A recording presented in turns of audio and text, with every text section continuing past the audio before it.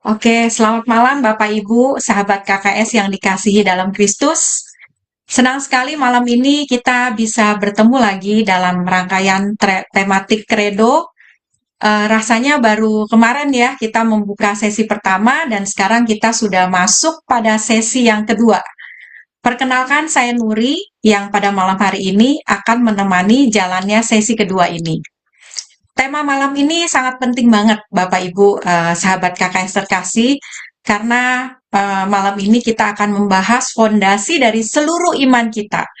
Allah Bapa, sumber segala ciptaan dan kasih. Kalimat ini sering ya kita dengar dalam syahadat. Aku percaya Allah, Bapa yang Maha Kuasa, pencipta langit dan bumi. Dan pasti Bapak Ibu sahabat KKS hafal semuanya dan kita rutin ya untuk mengucapkannya.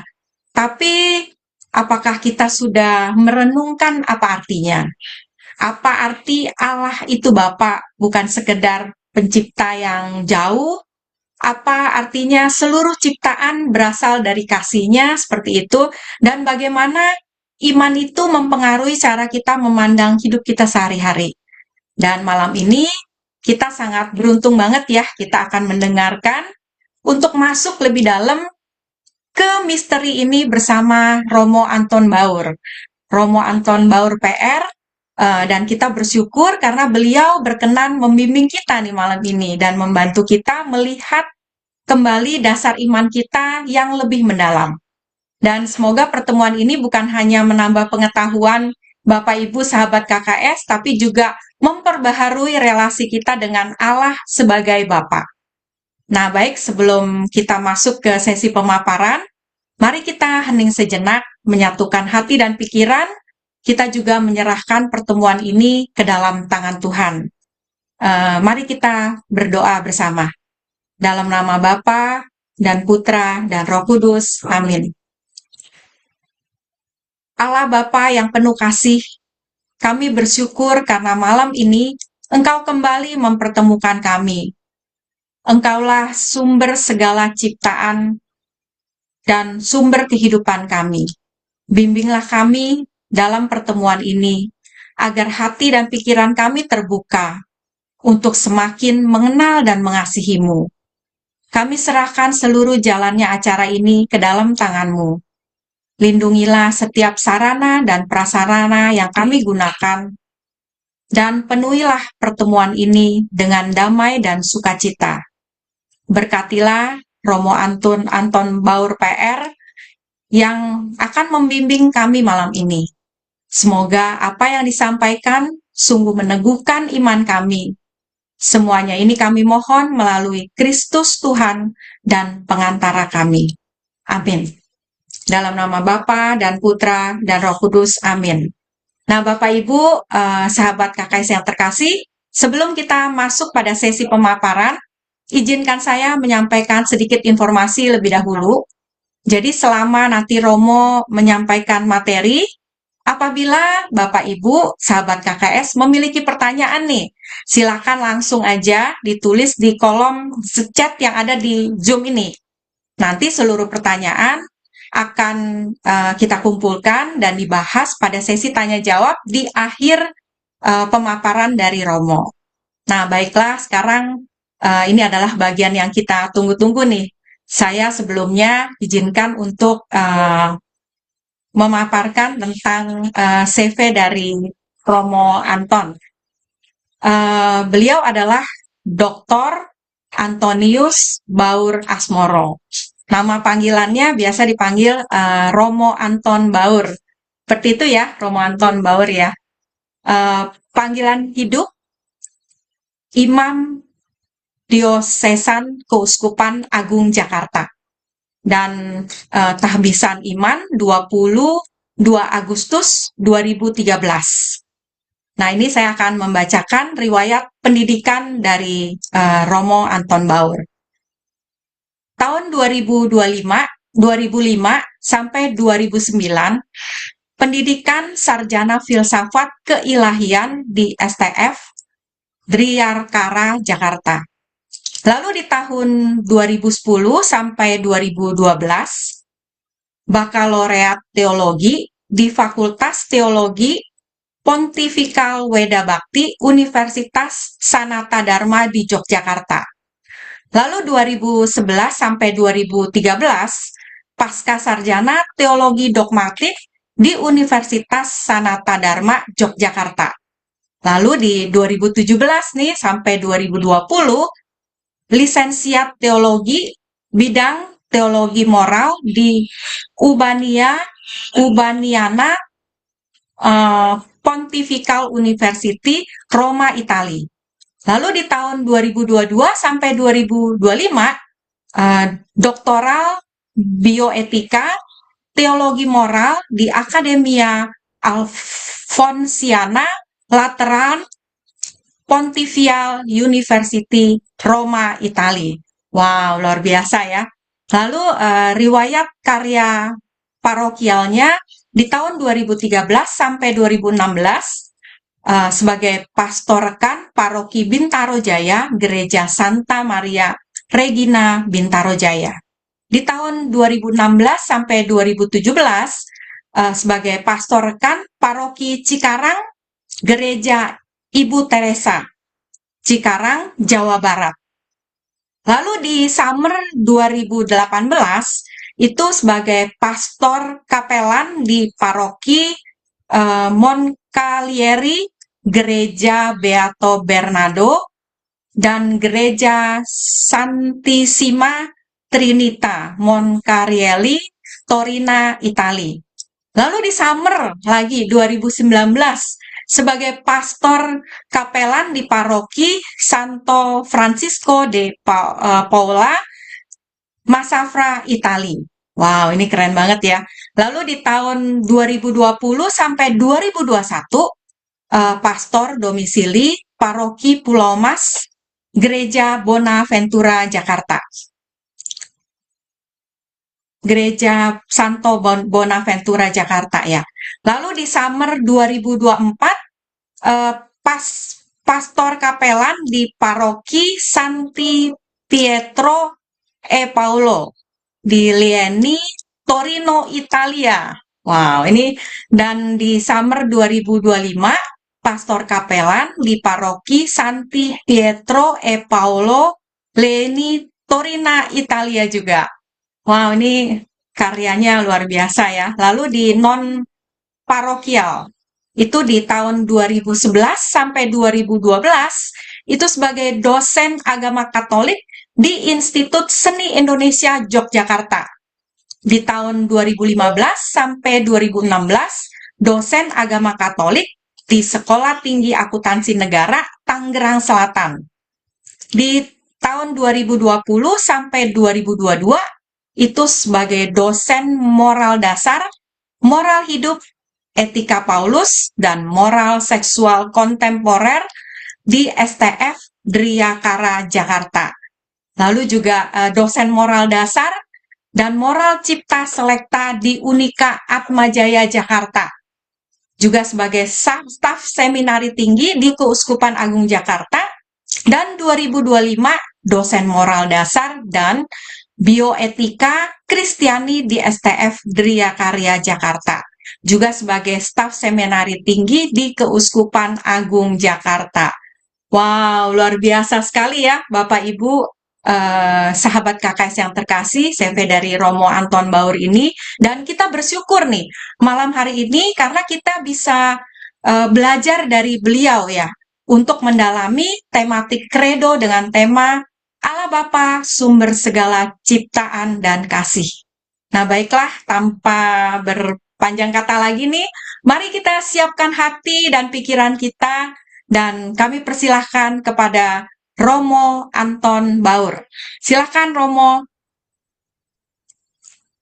Selamat malam semuanya. Selamat Mbak malam Nuri, Romo. Ibu Rosita dan semuanya. Selamat malam, apa kabar? Sehat-sehat. Amin, sehat-sehat Romo. Kasih jempol lah, kasih jempol di reactionnya jempol.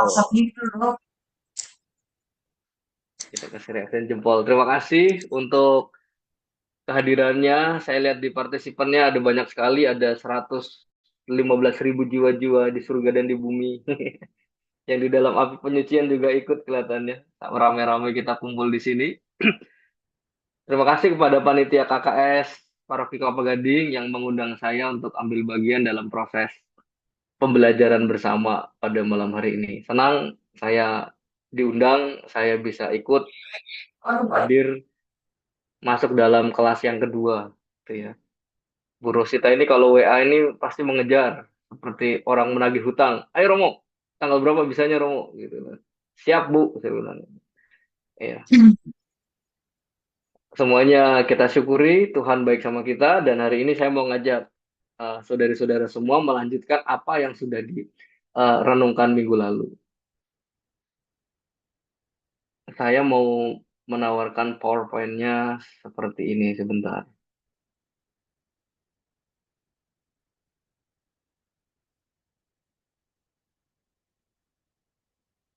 Ya, apakah sudah kelihatan di layar kita? Sudah, Romo. Cuma belum di Sudah ya. slideshow ya. Sebentar, sebentar, sebentar. Ini agak sedikit loading. Ya, sudah kelihatan ya, Oke, saudara-saudara, oke. Ibu Bapak. Ya, terima kasih.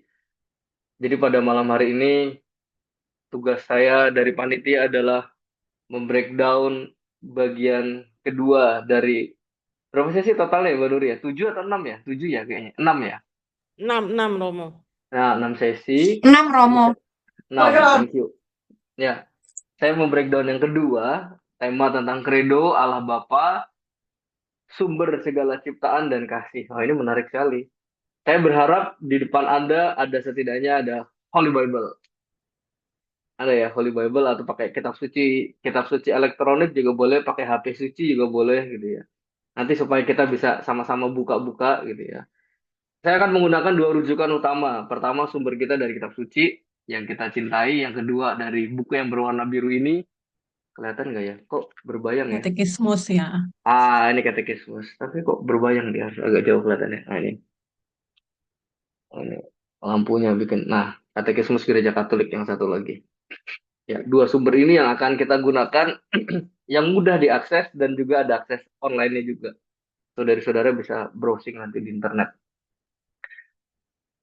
Saya mau mengawali kelas saya dengan sedikit perkenalan supaya kita kenal gitu ya. Saya Romanton Bau tadi udah dikenalkan panjang. Saya pikir kepada Bu Rosita cukup satu dua poin saja tapi semuanya disebut begitu ya. Jadi panjang banget. Tapi jadi sudah tidak usah perkenalan lagi kali ya, sudah cukup dengan itu aja. Cukup dengan dijelaskan semuanya dan menarik. Pada hari ini saya ingin membahas tema Allah Bapa, sumber segala ciptaan dan kasih. Mau bicara apa? Sebelum kita mulai, Anda semua ini kan adalah orang-orang yang menekuni dan mencintai kitab suci. Saya punya beberapa pertanyaan awal. Mari kita tes. Dengan kata ini, apa yang muncul di benak Anda, dan nanti silahkan ditulis di kolom chat, boleh. You mau open mic juga boleh. Kita tes dari awal ya. Kalau muncul kata Taurat, apa yang muncul di kepala Anda? Taurat. Taurat pakai T depannya. Kalau tidak ada T-nya, artinya konotasinya berbeda. Musa. Musa, oke. PL, Pangudi Luhur, PL maksudnya. Pak Hermanto, hukum Musa, perjanjian lama. Hukum, kitab Musa, perjanjian lama. Ini alih-alih semua nih kelihatannya nih. Perjanjian lama, perjanjian. Orang Farisi, waduh langsung orang Farisi. 5 kitab, aturan, 5 buku terawal. Oh ini ada yang dari Sabah juga ini.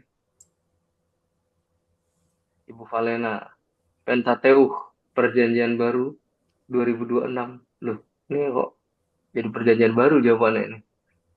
Ya, Pentateuch dan macam-macam.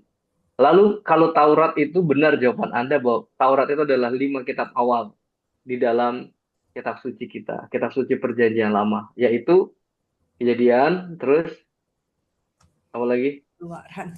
Keluaran, Keluaran, bilangan, imamat, Bilangan. ulangan. Bilangan, ulangan, Imamat, Ulangan. 5. ulangan. Ya, 5.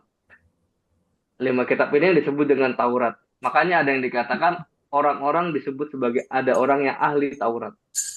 Orang ahli Taurat adalah orang yang ahlinya menekuni lima kitab itu ya, hukum-hukum awal, hukum-hukum yang ada di dalam tradisi orang Yahudi, Taurat.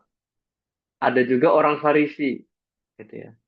Jadi ada orang Farisi yang tidak ahli Taurat, tetapi ada yang ahli Taurat yang adalah orang Farisi. Gitu. Orang Farisi kan suku ya, jenis tertentu yang menekuni bidang itu. Pertama, Adam. Apa yang muncul di kepala Anda ketika muncul kata Adam? Adam, Manusia pertama. Pasangannya Hawa. manusia pertama.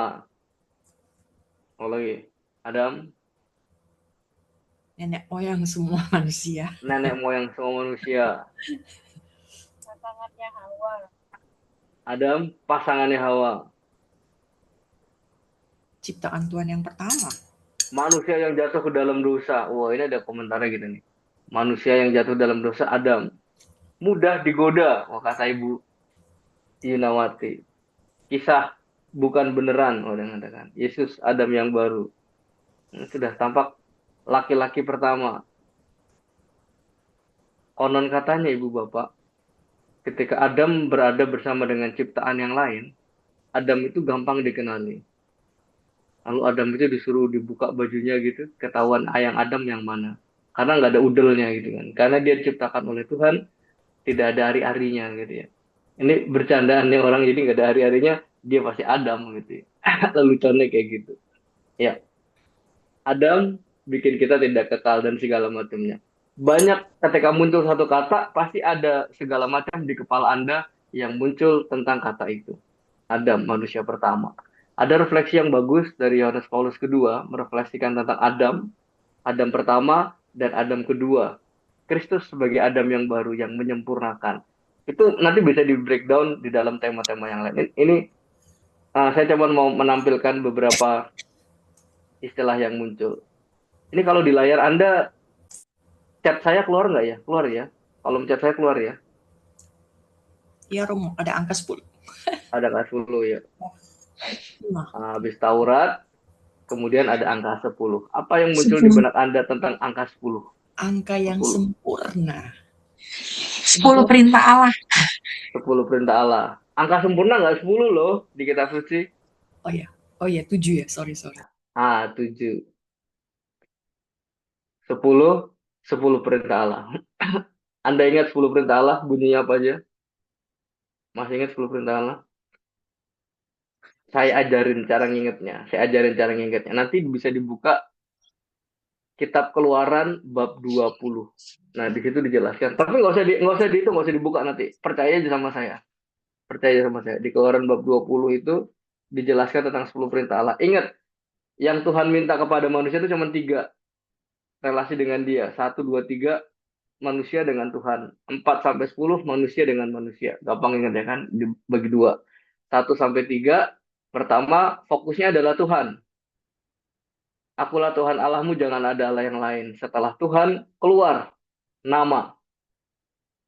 Jangan menyebut nama Allah tidak hormat. Setelah nama, hari. Aku, diri, nama, hari. Ketiga, kuduskanlah hari Tuhan. Selesai di 1, 2, 3 apal. Gitu kan. 4 sampai 10 relasi manusia dengan sesamanya. 4 misalnya bicara tentang manusia lahir dari siapa? Lahir dari orang tua. Maka hormatilah orang tuamu. Kalau hidup manusia itu berarti jangan dibunuh. 5, jangan dibunuh. Ingat kan, jadi 4, 5, 6, dan 9 itu mirip. Jangan berzina dan jangan mengingini milik sesamamu. 7, jangan mencuri. 8, jangan bersaksi dusta. 10, jangan mengingini milik sesamamu. Udah hafal 10 gitu kan, bisa dipelajari dan bisa diapalkan 1 sampai 10 dibagi 2 bagian. Hanya sebagai simbol bahwa Tuhan nggak minta banyak kepada Tuhan, cuma 3. Tapi yang dia minta banyak adalah bagaimana kita bisa berelasi satu dengan yang lain. Itu, cukup itu aja. Terakhir, singa. Apa yang muncul di kepala Anda tentang kata singa? Binatang buas. Singa. Pernah dengar kata singa? Iya, Singa. binatang buas. Yehuda. Ya, Daniel. iya, binatang buas. Daniel, benar. Singa. Daniel, mau dimakan singa. Dalam perjanjian baru, singa bicara tentang apa? Singa. Simbol apa singa? Daniel. Angel Markus. Oke, anak domba Allah. Lo apa hubungannya anak domba Allah sama singa, Ibu Intan? Singa. Singa itu adalah simbol dari Injil Markus. Kalau Anda ke gereja paroki Yakobus itu, sekarang nggak tahu ya. Kalau zaman saya masih kecil itu di pagarnya itu ada bundaran-bundaran, ada bundaran-bundaran besi, simbol empat pengarang Injil di pagarnya gereja itu ya. Ada singa, ada manusia bersayap, ada lembu, dan juga ada satu lagi burung raja wali. Masih ada nggak ya sekarang ya, yang di paroki gereja Kelapa Gading ya? Mungkin, oh masih ada ya. Sekarang mungkin udah ketutupan parkiran mobil ya. Tapi saya ingat waktu zaman saya masih kecil itu bisa kita lihat dengan jelas, terbuka, dan saya tiba-tiba selalu ingat gambarnya singa itu. Singa simbol Injil Markus, Lukas simbol Injil disimbolkan dengan lembu, gitu ya, dengan manusia bersayap. Kemudian Yohanes simbolnya burung raja wali. Pertanyaannya kenapa? Nanti kita bahas di kesempatan berikutnya. Kita masuk ke dalam tema yang fokus kita. Hanya tadi pemanasan aja.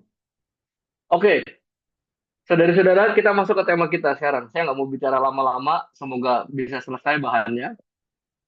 Ini tema besar yang diberikan oleh panitia kepada saya. Ada 6 pertemuan. Tema pertamanya adalah yang sudah di papan layar ini ada. Pertemuan pertama, kredonya. Keduanya Allah Bapa sumber segala ciptaan dan kasih. Ketiganya pertemuan. Pertemuan ketiganya tentang Yesus Kristus. Keempatnya Roh Kudus. Kelimanya gereja. Dan keenamnya pengharapan terakhir dan soal bicara akhir zaman. Begitu ya. Ada 6 tema. Nah, sekarang kita kan mau bicara tentang kredo. Kredo itu apa? Saya yakin pasti sudah dibahas minggu lalu. Sebentar. Ya. Sudah dibahas minggu lalu tentang kredo. Mau dimengerti secara apa? Kredo, aku percaya. Tentang syahadat. Tentang iman kita. Tentang keyakinan yang kita bangun dan kita nyatakan. Pengakuan, percaya, syahadat. Dan segala macamnya gitu ya. Saya mau menambahkan satu sudut pandang. Saya pernah baca satu buku, bukunya tebal, itu bukunya Santo Antonius dari Padua, itu santo pelindung saya. Saya dapat buku itu ketika saya berziarah ke Padua, ke tempatnya Santo Antonius. Di sana, Santo Antonius menulis khotbah-khotbahnya.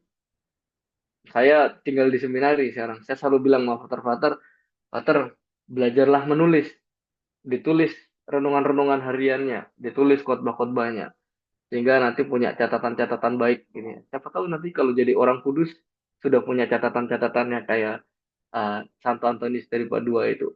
Dalam salah satu bukunya, dalam satu tulisannya ya, khotbahnya, Santo Antonius itu mengatakan orang yang percaya credo. Ini kita bermain kata ya, bermain kata. Credo itu dari kata credere, bahasa Latin. Credere itu artinya percaya. Aku percaya. Tetapi kalau lebih di breakdown lagi, dipecah-pecah lagi, kata credere itu menurut Santo Antonius dari Padua berasal dari dua kata. Dari kata cor dan dari kata dare. Dare itu memberi. Memberi. Cor itu hati. Makanya ada istilah cordis gitu ya. Ada komunitas namanya Domus Cordis ya. Rumah hati. Ada cor. Cor itu inti. Makanya ada prosesor namanya core. Intel Core berapa ya? Sebenarnya itu turunan dari bahasa Latin untuk mengatakan intinya. Inti diri manusia itu adalah hati. Nah, sehingga kalau menurut Santo Antonius, dalam refleksinya, ketika orang mengatakan credo, aku percaya, bahasa Indonesianya, mengatakan bahwa artinya orang itu dengan sadar memberikan hatinya. Memberikan hati artinya memberi hal yang paling dalam hidupnya, mempercayakan diri kepada orang yang dicintainya. Nah, itu artinya orang percaya. Orang percaya bukan cuman sekedar ya percaya tapi ada ragu-ragunya.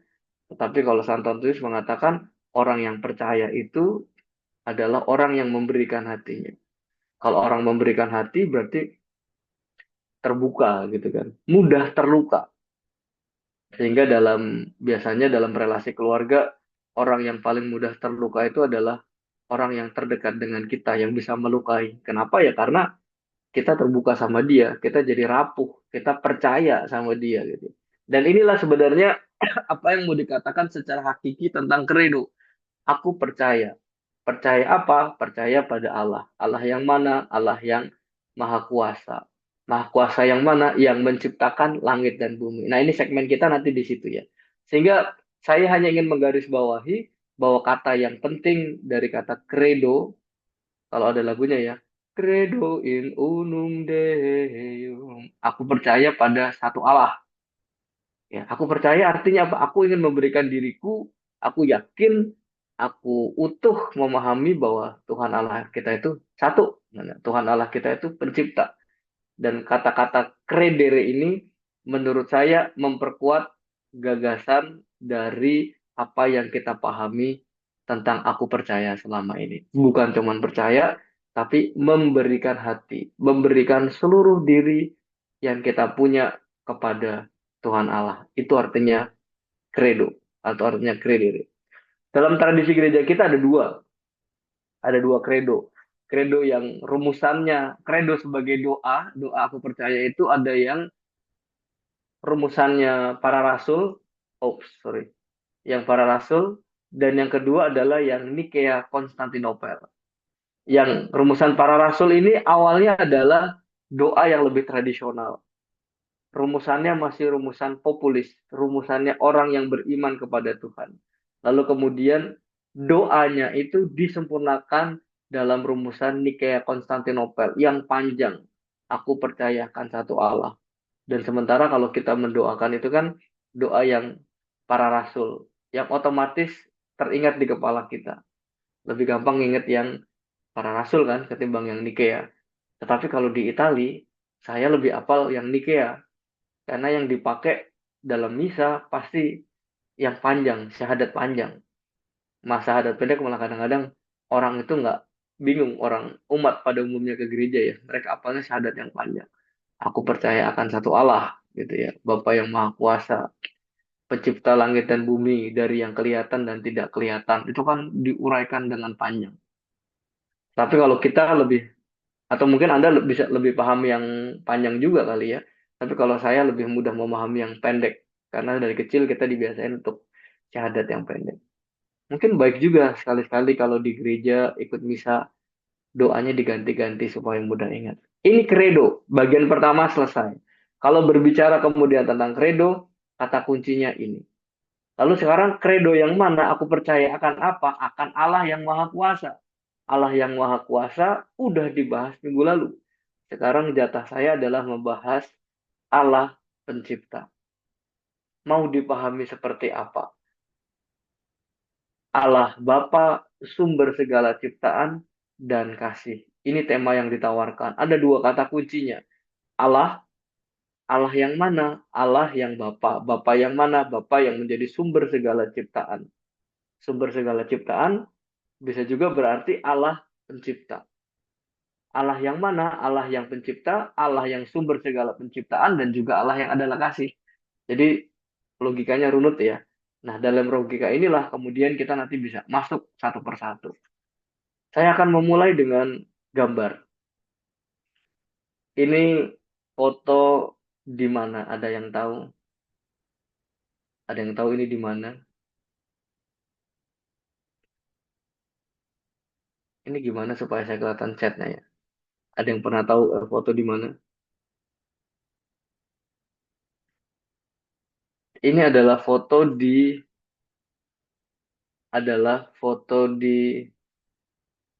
salah satu bagian dari bumi Sinai, Turki, ya, Kapadokia.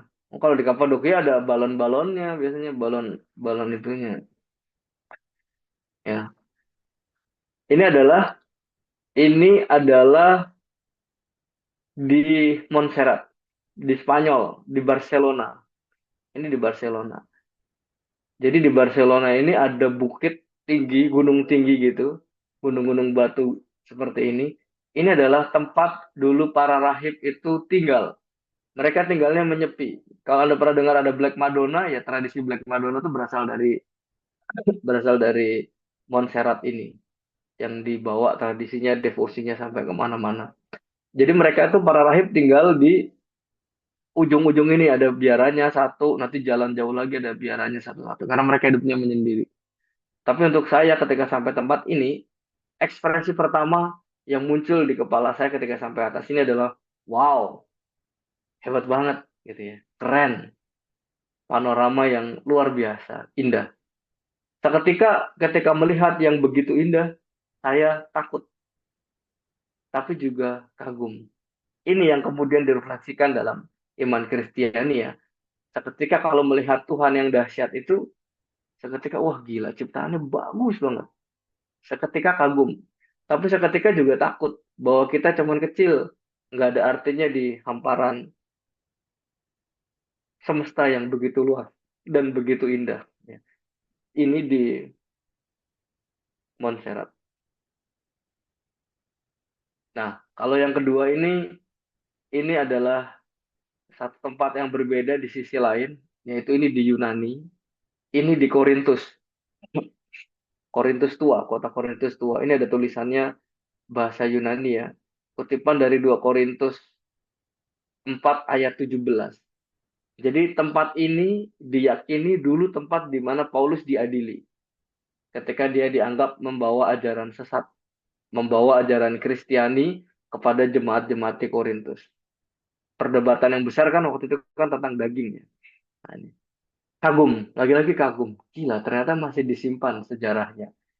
Bahwa Paulus itu benar-benar ada, bukan cuma dongeng gitu ya. Kalau tadi ada yang mengatakan Adam itu cuma dongeng gitu ya, cuma cerita. Tapi kesaksian-kesaksian iman itu yang kita lihat sungguh ada. Paulus ada pribadinya, konkret. Kuburnya ada. Yesus ada. Salibnya ada.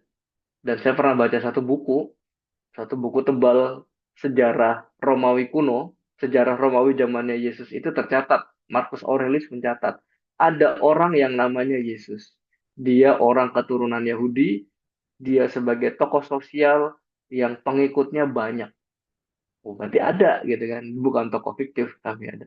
Kagum, seketika takut.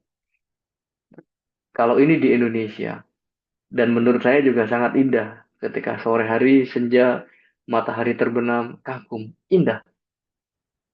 Pengalaman keindahan inilah yang mengantar kita masuk dalam pengalaman bersyukur, berdoa, sekaligus pengalaman takut akan Allah. Kalau bahasa rohaninya tuh tremendum et fascinosum. Tremendum itu takut. Aku bergetar karena takut. Dan aku takut melihat sesuatu yang sangat besar. Tapi fascinosum artinya aku kagum. Wah, hebat ya gitu. Luar biasa. Ini pengalaman yang bersama-samaan ada. Pengalaman dasar ilah inilah yang kemudian mau saya ajak kita masuk ke dalam pengalaman bagaimana nanti melihat Allah Sang Pencipta dalam bingkai credo. Aku percaya akan Allah Pencipta. Bagaimana saya pada akhirnya bisa mengagumi Allah sekaligus juga bisa takut kepada Allah yang begitu dahsyat. Ini gambar-gambar. Ini salah satu gambar di Botswana. Ketika saya di Roma itu, saya pernah tinggal satu rumah dengan romo-romo dari Afrika. Macam-macam, Afrikanya itu macam-macam. Dulu saya pikir orang Afrika itu satu jenis. Ternyata ketika di sana, saya mulai bisa membedakan mereka. Ada yang kulitnya hitam legam, ada hitam kusam, ada hitam agak terang-terang gitu ya. Ada hitam tinggi, tetapi warnanya mengkilat kulitnya gitu ya. Jadi kalau buat mereka itu warna kulit.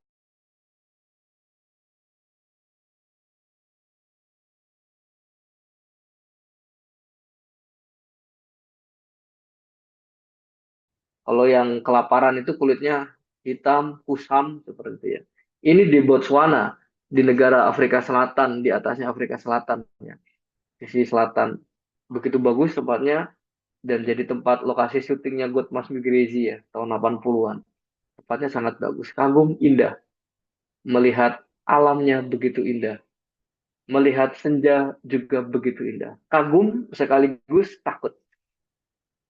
Kalau ini Matterhorn di Swiss. Ini di Stockholm dengan kekaguman yang lain. Dan ini juga kekaguman yang hebat di Indonesia, yang kita nggak kalah hebat juga.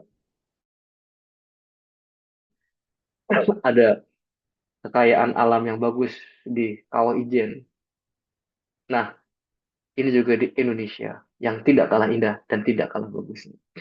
Baik, kita masuk ke dalam refleksi kita. Dari pengalaman kagum, sekaligus pengalaman takut akan Tuhan itu, kita masuk dalam refleksi apa artinya Allah pencipta. Mau dipahami seperti apa. Kita buka kitab suci kita, Kejadian bab 1 ayat 1. Kebenaran iman pertama ada di dalam kitab suci. Karena pegangan kita sebagai orang Katolik kan 3 ya. Sumber iman itu 3. Dari kitab suci, dari tradisi, satu lagi dari magisterium. Kitab suci adalah sabda Tuhan yang tertulis, tradisi adalah sabda Tuhan yang tidak tertulis, magisterium adalah gereja yang mengajar. Mengajar apa? Mengajar membantu kita memahami maksud Allah dalam kitab suci dan tradisi. Dalam kitab suci Kejadian bab 1 ayat 1 bunyinya sangat kuat, jelas dan tegas. Pada mulanya Allah menciptakan langit dan bumi. Kalau menurut Anda, apa yang pertama kali Tuhan lakukan di dalam kitab suci? Yang Tuhan lakukan pertama kali adalah menciptakan langit dan bumi. Kata menciptakan ini menjadi kata kunci yang luar biasa. Tindakan pertama Allah yang tercatat dalam tradisi kitab suci adalah Allah yang bertindak, Allah yang melakukan sesuatu. Bukan pasif kalimatnya, tetapi aktif. Sehingga kata menciptakan itu menjadi mencipta itu sebagai tindakan pertama Allah yang tercatat dalam kitab suci. Mencipta, bentuk kalimatnya adalah aktif, bukan pasif ya. Bukan diciptakan, tetapi menciptakan. Kalimat aktif langsung ini mau menunjukkan apa? Menunjukkan adanya inisiatif. Tuhan punya inisiatif. Allah punya inisiatif. Allah punya kehendak. Allah punya keinginan. Keinginan apa? Keinginan menciptakan segala-galanya. Urut-urutan dari langit dan bumi, terang dan gelap, begitu ya. Kalau digambarkan ini kan menciptakan langit dan bumi. Urut. Cara bekerja Allah itu urut, runut. Dan nanti ini juga akan berpengaruh kalau ketika merefleksikan tentang hidup yang baik itu seperti apa dalam refleksi moral ya. Hidup yang baik itu adalah hidup yang urut, yang rapi, yang teratur. Itu adalah hidup yang sebenarnya Tuhan Allah kehendaki gitu kan. Nanti implementasi paling konkretnya adalah buah-buah roh ya. Buah-buah roh itu juga urut kan, kasih. Kalau orang punya kasih, hatinya akan penuh dengan sukacita. Kalau penuh sukacita akan membawa damai sejahtera. Kalau orang hatinya damai sejahtera, dia akan sabar, baik gitu kan. Kesabaran, kemurahan, kebaikan, kesetiaan. Lu berturut nilainya berkelanjutan. Seperti Allah menciptakan ya. Allah menciptakan langit bumi dulu. Dia nggak menciptakan pertama manusia karena nggak bisa manusia tanpa adanya langit dan bumi dan segala ciptaan yang lainnya. Urut. Kalau bahasa Italianya adalah ordine. Rapi, teratur, urut. Tindakan Allah, inisiatif Allah, Allah menciptakan segala sesuatunya rapi, urut, teratur. 1, 2, 3, 4, sampai hari ke-6. Lalu hari ke-7. Tindakan aktif Allah, kata kuncinya. Nah, yang lebih penting yang kita refleksikan sebagai orang-orang Kristiani, orang-orang Katolik, adalah gagasan tentang creatio ex nihilo. Maksudnya apa? Ada yang pernah dengar ibu bapak tentang istilah ini? Creatio ex nihilo. Creatio ex nihilo. Artinya adalah bahwa Allah itu menciptakan dari sesuatu yang nggak ada menjadi ada. Bedanya dengan manusia, kalau manusia menciptakan itu bukan menciptakan, tapi manusia menemukan, discovery istilahnya kan. Ada Discovery Channel. Manusia menemukan ada binatang purba di lautan yang dalam 3.000 meter di bawah permukaan laut misalnya.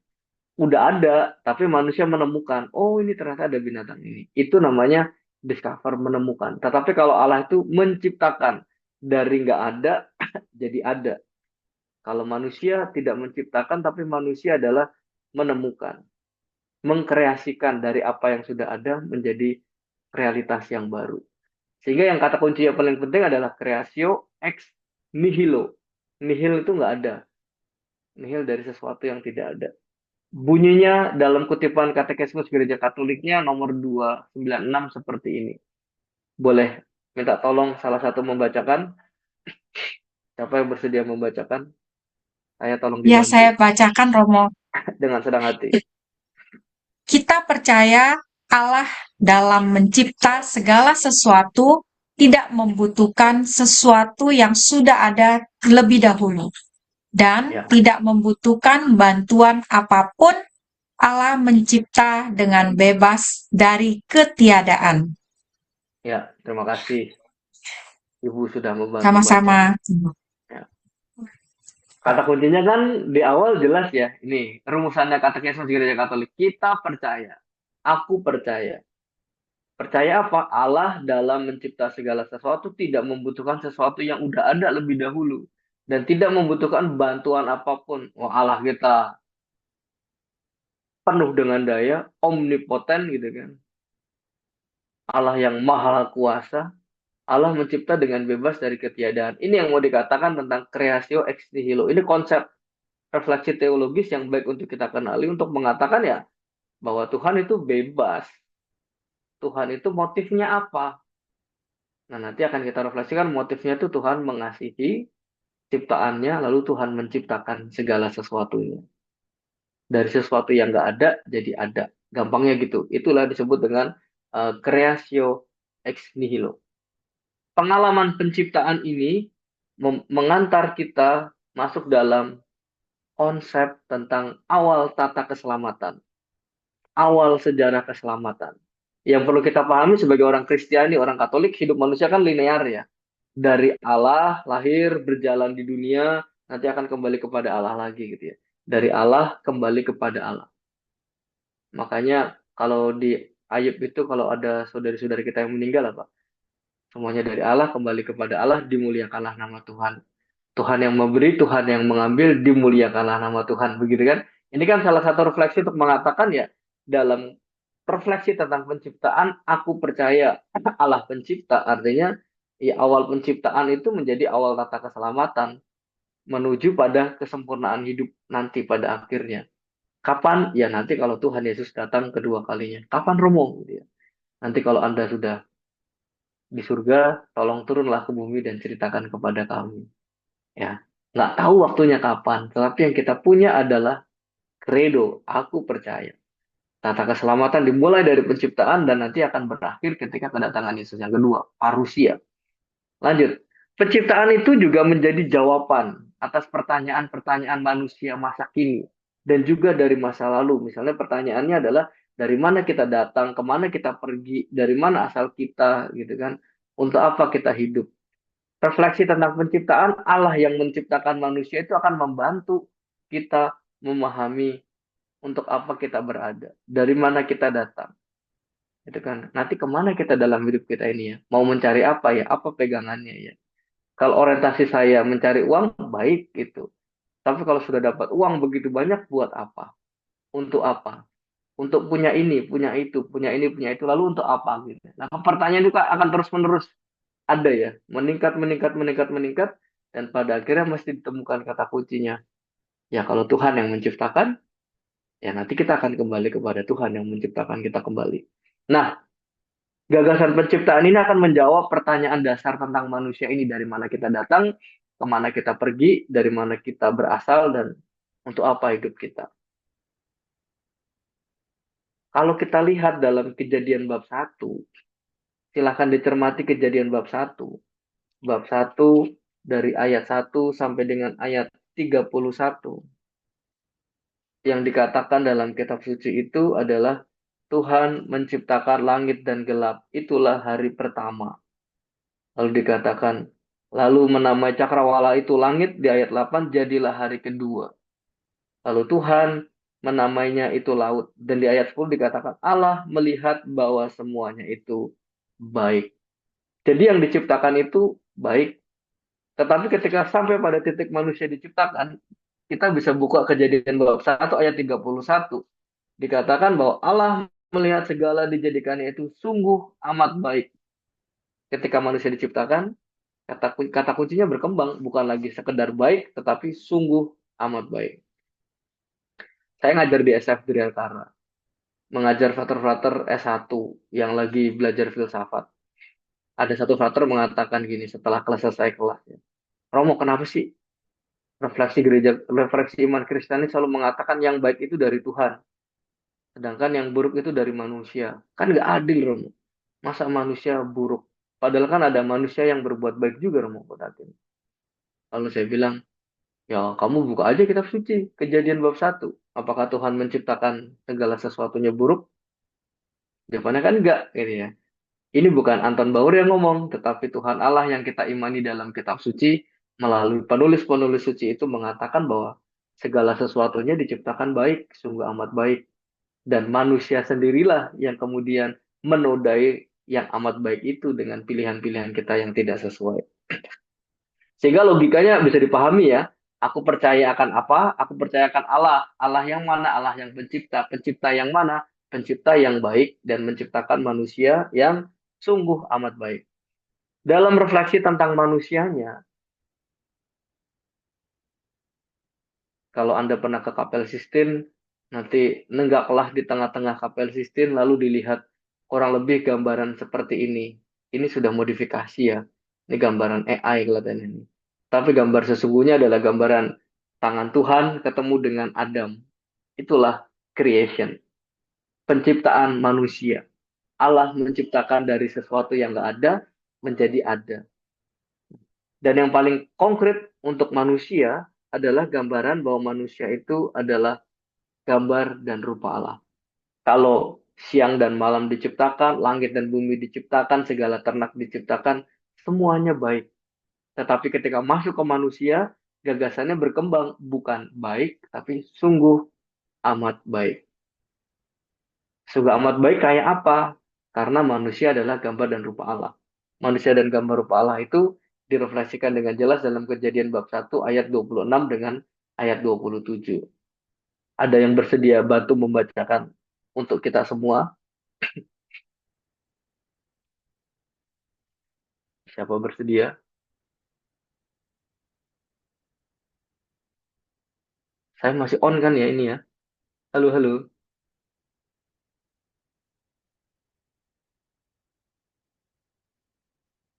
Ya, ada yang bisa bantu saya baca? Ya. Ya, Romo, saya baca. Oke, minta tolong dibantu. Ya, berfirmanlah Allah, baiklah kita menjadikan manusia menurut gambar dan rupa kita, supaya mereka berkuasa atas ikan-ikan di laut dan burung-burung di udara, dan atas ternak, dan atas seluruh bumi, dan atas segala binatang melata yang merayap di bumi. Maka Allah menciptakan manusia itu menurut gambarnya.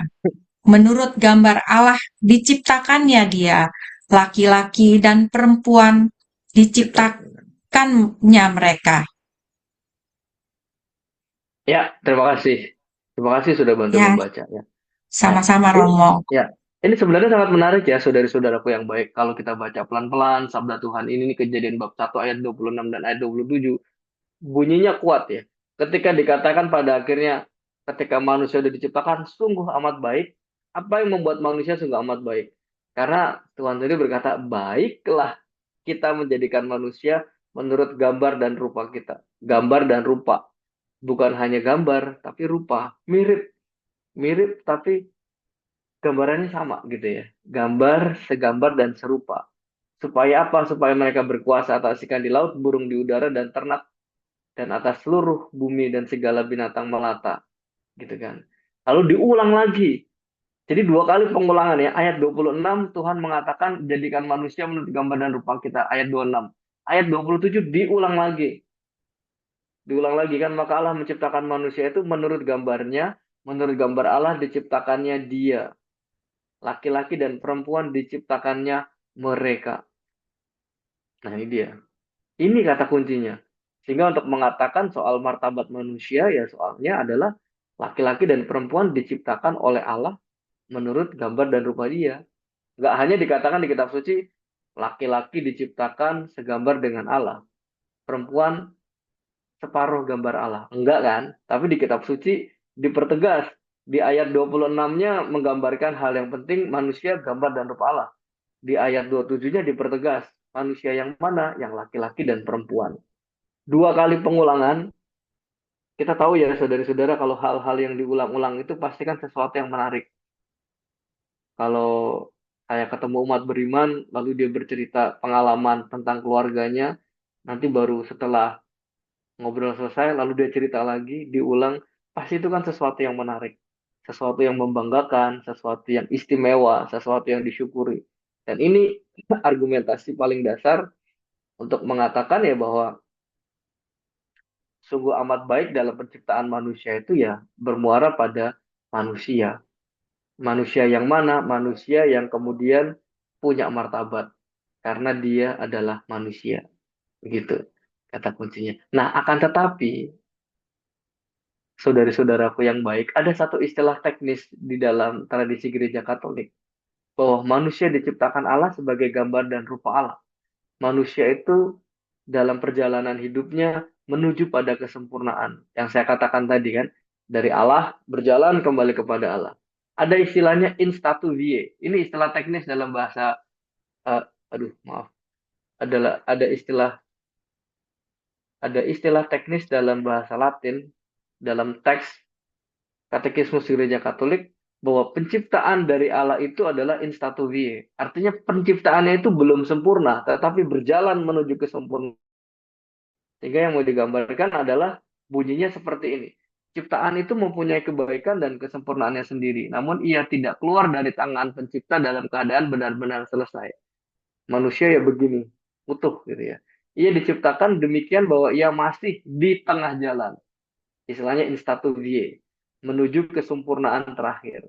Sehingga kita yang serupa dan segambar dengan Allah ini terus berjalan. Makanya kemarin Paus Fransiskus kan mengatakan manusia adalah homo viator ya, manusia peziarah.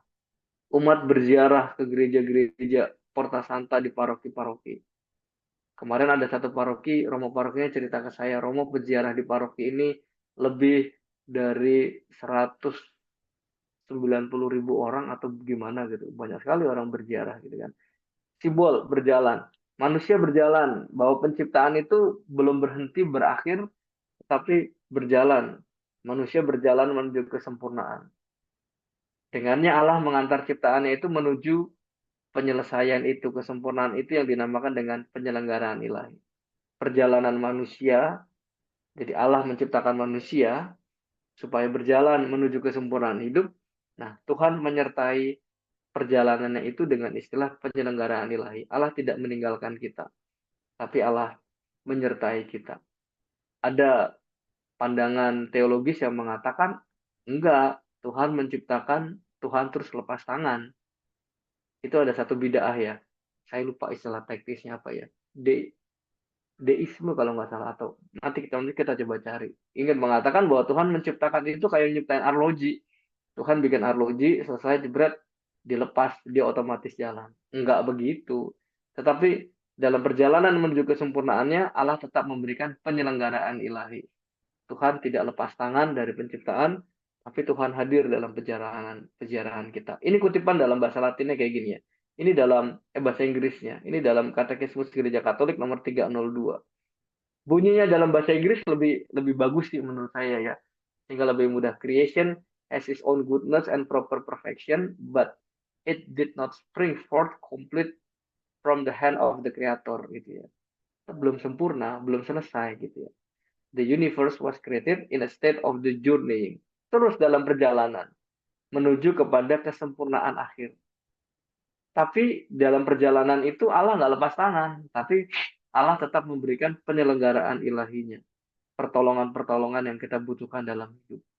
Nah, ini yang menjadi kekuatan pemahaman iman kita dengan gagasan penyelenggaraan ilahi. Orang mengatakan ya Tuhan, biasanya saya kalau ketemu umat cerita, Romo saya bisa setia nemani suami saya sakit, bolak-balik ke rumah sakit, atau sebaliknya gitu. Hebat Bapak, hebat Ibu. Lalu mereka bicara, enggak Romo, yang hebat Tuhan Yesus. Syukur kepada Allah bahwa kita ingat bahwa Tuhan yang hebat, Tuhan yang menyelenggarakan hidup kita, Tuhan yang memberi kesembuhan.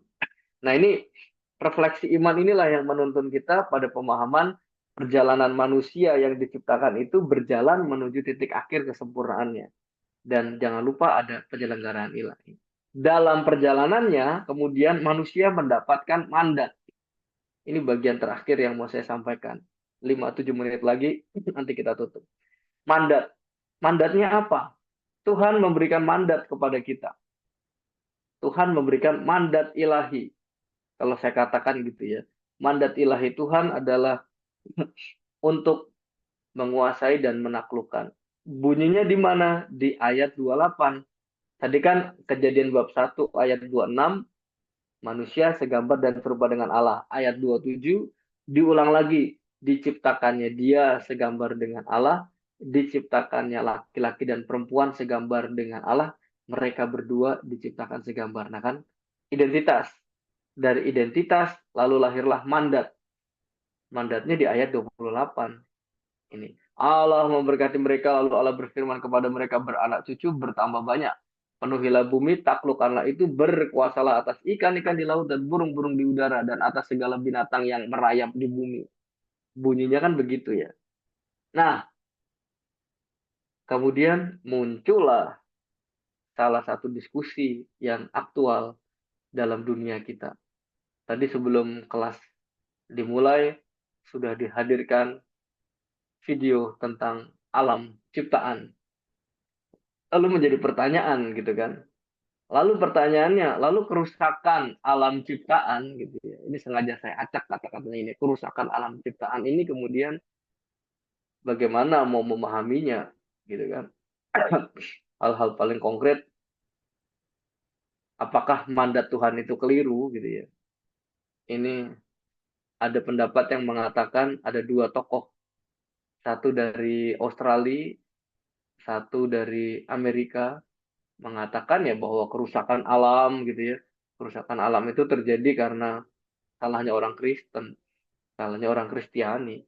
Kenapa? Karena mandatnya Tuhan itu bunyinya berkuasalah dan taklukkanlah bumi. Itu jadi manusia bisa melakukan apa aja, itu mandatnya Tuhan. Fakta. Ini data yang saya dapatkan dari tim HAK Kuskupan Agung Jakarta ya. Nah, mereka memberikan data yang sangat aktual. Kerusakan alam itu paling konkret di Indonesia, misalnya soal sampah, gitu kan. Di daerah perkotaan di Indonesia mengalami permasalahan dalam pengelolaan sampah, misalnya. Ini saya menggunakan data yang digunakan oleh tim HAK Kuskupan. Kita bisa lihat, misalnya timbunan sampah itu meningkat dari 2019 ke 2024. Misalnya data terakhir dari 27,6 juta ton jadi 38,6 juta ton misalnya gitu ya. Ketergantungan terhadap tempat pembuangan akhir. Lalu sampah yang dihasilkan terus-menerus meningkat. 65,4% dari total kabupaten mengalami darurat sampah. Ya. Lalu muncul tantangan-tantangannya ya. Contoh ini juga misalnya Bantar Gebang sudah tidak mampu menerima sampah baru, sudah jadi gunungan-gunungan sampah yang luar biasa, begitu besar. Ini salah satu bentuk aktual dari realitas alam kita yang berteriak-teriak karena apa yang kita lakukan gitu kan. Nah, contohnya lagi adalah komposisi sampah gitu ya. Sampah organik 60%, ini data 2017, plastik 14, kertas, kaca, logam, karet, kain dan segala macamnya. Dan 79% orang ya secara dari surveinya mengatakan ya orang nggak mau repot, ngapain milah-milah sampah gitu kan. Ya udah jadi brek jadi satu aja. Ya akhirnya yang terjadi ya sampahnya jadi tambah banyak. Ini salah satu bentuk aktual, konkret kerusakan alam ciptaan di hadapan tantangan-tantangan lainnya gitu ya. Kayak misalnya data detik.com mengatakan di awal bulan di tahun 2026 atau di Kompas mengatakan ada lebih dari 100-an titik tempat terjadi kerusakan alam dan segala macamnya. Nah, biasanya berhadapan dengan kerusakan alam ini kemudian orang mencari siapa nih penyebabnya, siapa yang harus disalah-salahin gitu kan. Nah, yang tadi saya katakan tadi ada dua tokoh yang mengatakan ya ini salahnya orang Kristen. Karena dalam ajaran Kristiani diajarin sebenarnya berkuasalah dan taklukkanlah bumi begitu kan. Mandatnya Tuhan kayak gitu. Ya suka-suka manusia. Berarti kan kesimpulannya adalah seperti Pater yang saya katakan di awal tadi. Dia mengatakan bahwa Allah memberikan mandat yang jahat dong kepada manusia untuk merusak alam. Nah ini menjadi permainan yang menarik untuk kita refleksikan sebagai bagian kesimpulan akhir dari gagasan Allah pencipta dan Allah adalah kasih itu. Sebenarnya ini adalah orang-orang yang gagal paham, orang yang kemudian mau dengan mudah, dengan gampang mencari kambing hitam. Biasanya kan begitu di mana-mana. Ada yang namanya, udah kita cari kambing hitam aja lah, biar perkaranya selesai. Tetapi ketika mengkambing hitamkan sabda Tuhan itu sendiri menjadi catatan kritis. Lalu pertanyaannya, apakah memang benar mandat menaklukkan dan menguasai bumi itu adalah mandat untuk pada akhirnya mengeksploitasi alam sehabis-habisnya misalnya. Apakah dengan begitu kita bisa bebas aja menggunakan segala sesuatunya dengan sesuka kita, dengan budaya kita membuang misalnya. Waduh, beli ini cacat sedikit produknya, udah buang aja, beli baru lagi. Budaya-budaya seperti itu. Nah, gagal paham inilah yang kemudian mau kita luruskan sebagai muara dari permenungan kita, refleksi dan studi kita pada sore malam hari ini. Saya ingin mengajak kita memasukkan permenungan ini, refleksi ini dengan kata menaklukkan dan kata berkuasa. Kita cari beberapa kata dalam bahasa asingnya. Nah, dalam bahasa asingnya itu dalam bahasa Inggrisnya subdue ini ya. Kalau menerjemahkan kata menaklukkan dan berkuasa ketemunya ini dalam bahasa Prancisnya domine. Domine kata infinitifnya ya. Kalau bahasa terjemahan dalam bahasa Latinnya itu dominamini karena plural. Lalu dominare itu kata kerja Latinnya, infinitif. Bahasa Itali juga seketika diterjemahkan kata dominare, tapi seketika diterjemahkan dengan kata soggiogare. Nah, permainan kata ini menarik. Kata yang diterjemahkan adalah kata berkuasa. Tapi dalam berbagai bahasa itu punya maknanya yang berbeda-beda. Terus yang benar yang mana gitu kan. Nah, kita mesti cari kebenarannya kembali ke dalam kitab suci. Begitu kan. Saya ingin merujuk pada satu kata berkuasa dalam terminologi bahasa Latin. Kita bermain dengan kata dominare. Ini. Dominare itu dalam bahasa Latin artinya menguasai. Jadi tuan atas rumah. Dominare. Kata dasarnya adalah domus. Domus itu rumah. Lalu ada muncul istilah dominus. Dom, ya kan? Dom. Dari kata domus, rumah. Lalu dominare artinya menguasai. Jadi tuan atas rumah. Lalu siapa yang menguasai? Namanya dominus. Bapak, tuan atas rumah. Tetapi dominus bisa dimengerti juga sebagai Tuhan. Tuhan yang berkuasa.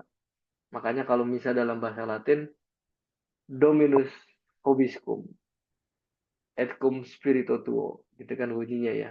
Sehingga dominus itu Tuhan, domus itu rumah, dominare menguasai. Makanya ada istilah dalam bahasa Indonesia, dominan. Orang ini kok dominan banget sih? Gitu. Orang yang ingin menguasai omongan gitu ya. Kalau lagi ngobrol, dia pasti dominan banget. Nggak mau ngasih kesempatan yang lain misalnya gitu. Nah ini dari kata ini kita bisa memahami sebenarnya. bentuk dominare seperti apa, bentuk menguasai seperti apa, bentuk menguasai rumah seperti apa, bentuk menjadi tuan atas rumah kayak apa yang sebenarnya mau dipahami dalam refleksi kita orang-orang beriman. Kalau merujuk pada gagasan aku percaya pada Allah pencipta dan kasih. Jawabannya jelas kan gitu ya. Jadi dominare macam apa? Dominare yang sebenarnya kita rujuk adalah dominare yang merujuk pada dominus, Tuhan yang mana? Tuhan yang ini kata kuncinya ya. Jadi menguasai itu menjadi tuan atas bumi dan segala isinya seperti tuan yang menjadikannya. Tuan yang mana? Mereka dijadikan segambar dan serupa dengan tuannya. Tuan yang mana? Tuan yang menciptakan gitu kan. Allahnya perlu diidentifikasi Allah yang macam mana nih gitu. Sehingga rujukannya adalah karena manusia segambar dan serupa dengan Tuhan, mestinya ayat 28 itu nggak bisa dipisahkan dari ayat 27 dengan ayat 26. Itu menjadi kesatuan. Identitas manusia gambar dan rupa Allah bermuara pada mandat menguasai dalam pengertian seperti Allah yang menciptakan segala sesuatunya baik. Kalau eksploitasi, melakukan tindak sewenang-wenang, pastinya bukan tindakan yang baik. Gitu kan? Alur logikanya kan gampang dalam kitab suci ya, lurus. Jika Allah itu baik, kita sebagai gambar dan rupanya juga mestinya ya baik seperti Allah. Allah yang mana? Dominus yang mana? Nah, ini yang menarik. Dominus yang pencipta dalam Kejadian 1 ayat 1. Dominus yang mana? Dominus yang penyelamat. Yang bisa kita buka dalam Mazmur 36 ayat 7. Tuhan yang mana? Dominus Tuhan yang mana? Tuhan yang pemelihara. Dalam Ayub 39, 29, 30 misalnya gitu ya. Tuhan yang mana? Tuhan yang adalah kasih. 1 Korintus 4 ayat 16. Deus caritas est. Allah adalah kasih.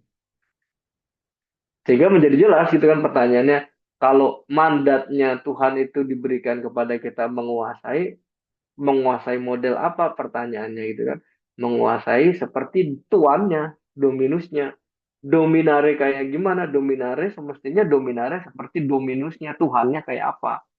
Tuhan yang mana? Tuhan yang menciptakan, Tuhan yang menyelamat, Tuhan yang memelihara, Tuhan yang kasih. Sehingga muaranya kalau mengatakan kita segambar dan serupa dengan Allah, ya pada akhirnya kita serupa dengan Allah yang menciptakan, bukan Allah yang rusak, Allah yang menyelamat, bukan Allah yang mengambil keuntungan, Allah yang memelihara, bukan Allah yang menghancurkan, Allah yang kasih, bukan Allah yang menebarkan kebencian. Sehingga implementasi praktisnya, aku percaya akan Allah pencipta segala ciptaan dan juga kasih, muaranya adalah panggilan merawat ciptaan. Ketemu deh kesimpulannya. Sehingga pada akhirnya cocok dengan apa yang kita gemakan di tahun Ardas ini, tahun keutuhan ciptaan, dan bentuk konkretnya adalah pertobatan ekologis. Gitu kan. Berkali-kali muncul pertobatan ekologis. Pertobatan ini apa, Romo?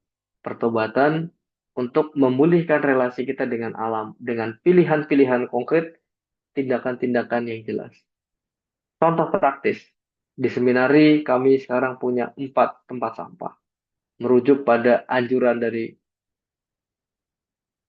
Komisi HHK Keuskupan. Jadi ada sampah organik, sampah anorganik, sampah B3, dan sampah residu. Jadi dipisah-pisah. Yang daun kering, lalu mulailah filter-filter juga buat ekoenzim. Bisa buat pupuk, bisa juga buat hal-hal lain, cuci-cuci piring dan segala macamnya. Ada sampah anorganik, dipisahkan sehingga nanti bisa masuk ke bank sampah atau diberikan kepada bapak-bapak pemulung sehingga bisa diolah lagi kalau kertas segala macamnya. Nah, ini ada sampah B3 nih. Sampah kayak semprotan baygon gitu kan. Lem, baterai, bohlam itu kan nggak bisa diolah lagi ya, dikumpulkan. Atau bisa digunakan untuk bentuk yang lain. Atau residu, popok, permen karet, styrofoam gitu ya. Saya ingat dalam satu forum pembicaranya mengatakan, coba deh para frater dan Romo bayangin kalau Anda beli bubur gitu ya. Beli bubur, buburnya dibungkus pakai styrofoam. Benar. Kacangnya dibungkus plastik. Eh, Tongcainya pakai plastik. Daun bawangnya pakai plastik terpisah. Sambelnya terpisah. Sendoknya plastik. Lalu dijadikan satu dalam bungkusan, dikasih plastik resek lagi. Dilihat satu orang makan satu bubur, berapa banyak plastik yang dikonsumsi. Plastik itu bisa tidak mudah terurai dan tidak ramah lingkungan. Itu sharingnya. Menarik juga sih, bener juga ya, masuk akal gitu ya. Masuk akal dan bener juga. Kalau kita menyadari saya sebagai ciptaan gambar dan rupa Allah yang menciptakan dan memelihara, ajakannya gimana? Ini ajakan-ajakannya. Ada banyak bentuknya. Pantang, plastik, dan styrofoam. Udah lama ya kita gerakannya. Bawa tumbler. Dan gerakan dalam gereja Katolik itu berimbas cukup baik ya sekarang ya. Itu udah dimulai tahun 2014-15, saya ingat banget itu. Nggak usah bawa tumbler, nggak usah bawa plastik, nggak usah bawa botol minum plastik, tapi pakai tumbler gitu kan. Nah, sekarang menjadi gerakan yang cukup populer di Jakarta. Dan tumbler bukan berfungsi hanya untuk bawa air, tapi buat ganjel pintu lift sama buat ganjel ganjel apa namanya ganjel pintu kereta misalnya gitu ya. Ini kan yang sempat ramai di media sosial kali itu ya. Artinya ada tindakan-tindakan konkret, wujud konkret kalau pada akhirnya mengatakan credo, aku percaya pada Allah, Allah yang mana? Allah yang pencipta. Allah pencipta yang mana? Yang menciptakan segala sesuatunya baik dan menciptakan manusia sungguh amat baik. Begitu kan? Kita diciptakan baik dan sungguh amat baik. Kita dikasih mandat untuk memelihara. Kalau aku mengatakan credo, aku percaya pada Allah yang menciptakan segalanya baik, kita juga diberi mandat untuk memelihara segala sesuatunya tetap baik dan menjadi lebih baik, gitu ya. Sehingga lingkungan itu pertobatan kita menjadi konkret, jelas, nyata dari apa yang bisa kita lakukan. Misalnya ada solidaritas pangan, pengurangan polusi udara, emisi karbon, gitu ya. Pakai kendaraan umum misalnya gitu. Itu kan ada doa-doa Novena Santo Fransiskus kalau ibu bapak ngikutin ya. Nanti ada tanggal-tanggalnya, di dalamnya itu ada gerakan-gerakannya, misalnya gerakan hemat air misalnya. Kalau sikat gigi, airnya dimatiin, wastafelnya sikat dulu, airnya taruh di dalam gelas. Jadi nggak ngocor terus. Contoh kecil-kecil, naik kendaraan umum gitu ya. Kalau biasanya naik kendaraan umum, ya udah naik kendaraan umum. Atau jalan kaki supaya lebih sehat. Misalnya, contoh-contoh kecil yang bisa kita lakukan untuk mengupayakan kesadaran aku percaya Allah pencipta, menciptakan segala sesuatunya baik, dan mandat untuk kita adalah memelihara segala sesuatunya juga tetap baik dan lebih baik untuk banyak orang. Dengan demikian, kelas kita sudah selesai. Terima kasih banyak sudah bersedia mendengarkan saya. Saya matikan ya, panitia. Ya. Terima kasih, Romo Dengan senang Anton Bauer. hati. Terima kasih banyak atas pemaparannya yang sangat mendalam banget ini, Romo. Dan meneguhkan iman kita ya, bahwa Allah menciptakan dunia yang sudah sangat indah ini, dan kita harus merawatnya juga ya. Dan rasanya banyak banget nih yang kita bisa ambil dari permenungan tentang Allah Bapa sebagai sumber segala kasih, ciptaan dan kasih. Nah, sekarang kita masuk ke sesi tanya jawab ya, Bapak Ibu sekalian. Saya nanti akan lihat di kolom chat, dan kalau yang mau resen bisa langsung nanti akan dibuka ya, Bu Rosita ya, untuk pertanyaan langsung bisa di open mic Ya, juga. saya sudah unmute, silakan. Oh ya, sudah di-unmute. Terima kasih Bu Rosita. Saya lihat di kolom chat udah ada pertanyaan, Romo. Boleh saya bacakan, Romo? Sebentar, silakan. Saya izin minum sebentar ya. Sebentar, Oh iya, seret tenggorokannya. 1 jam. iya baik Romo. Silakan. Ya, sambil dibaca. Makasih. Iya. Oke. Ini, oke, terima kasih Romo. Ini pertanyaan dari Pak Gunawan. Ya, Selamat malam, Romo. Pria selamat dan malam. wanita diciptakan berbarengan di Kejadian 1:27 Hmm, hmm, atau pria lebih dahulu di Kejadian 2 ayat hmm, 7, 21 sampai 22. Seperti itu pertanyaannya, Romo. hmm. Mohon pencerahan, Romo. Baik, terima kasih. Mau jawaban serius atau jawaban santai?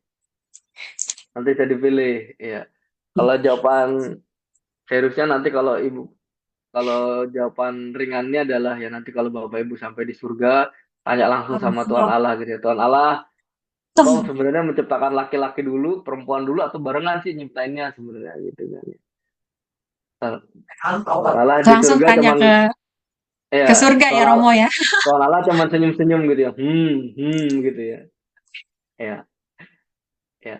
Sebenarnya kalau mau kita bahas, nanti kalau Ibu Bapak belajar kitab suci secara lebih dalam, sebentar ini gimana caranya ya? Sebentar saya. Ya, kalau kita menekuni kitab suci secara lebih dalam, jadi ada dua tradisi kisah penciptaan begitu ya. Saya lupa persis istilahnya. Ada tradisi Yahwist dan tradisi hmm, ada 4 tradisi. Saya kurang kurang ingat persis istilahnya supaya saya nggak salah jelaskan ya.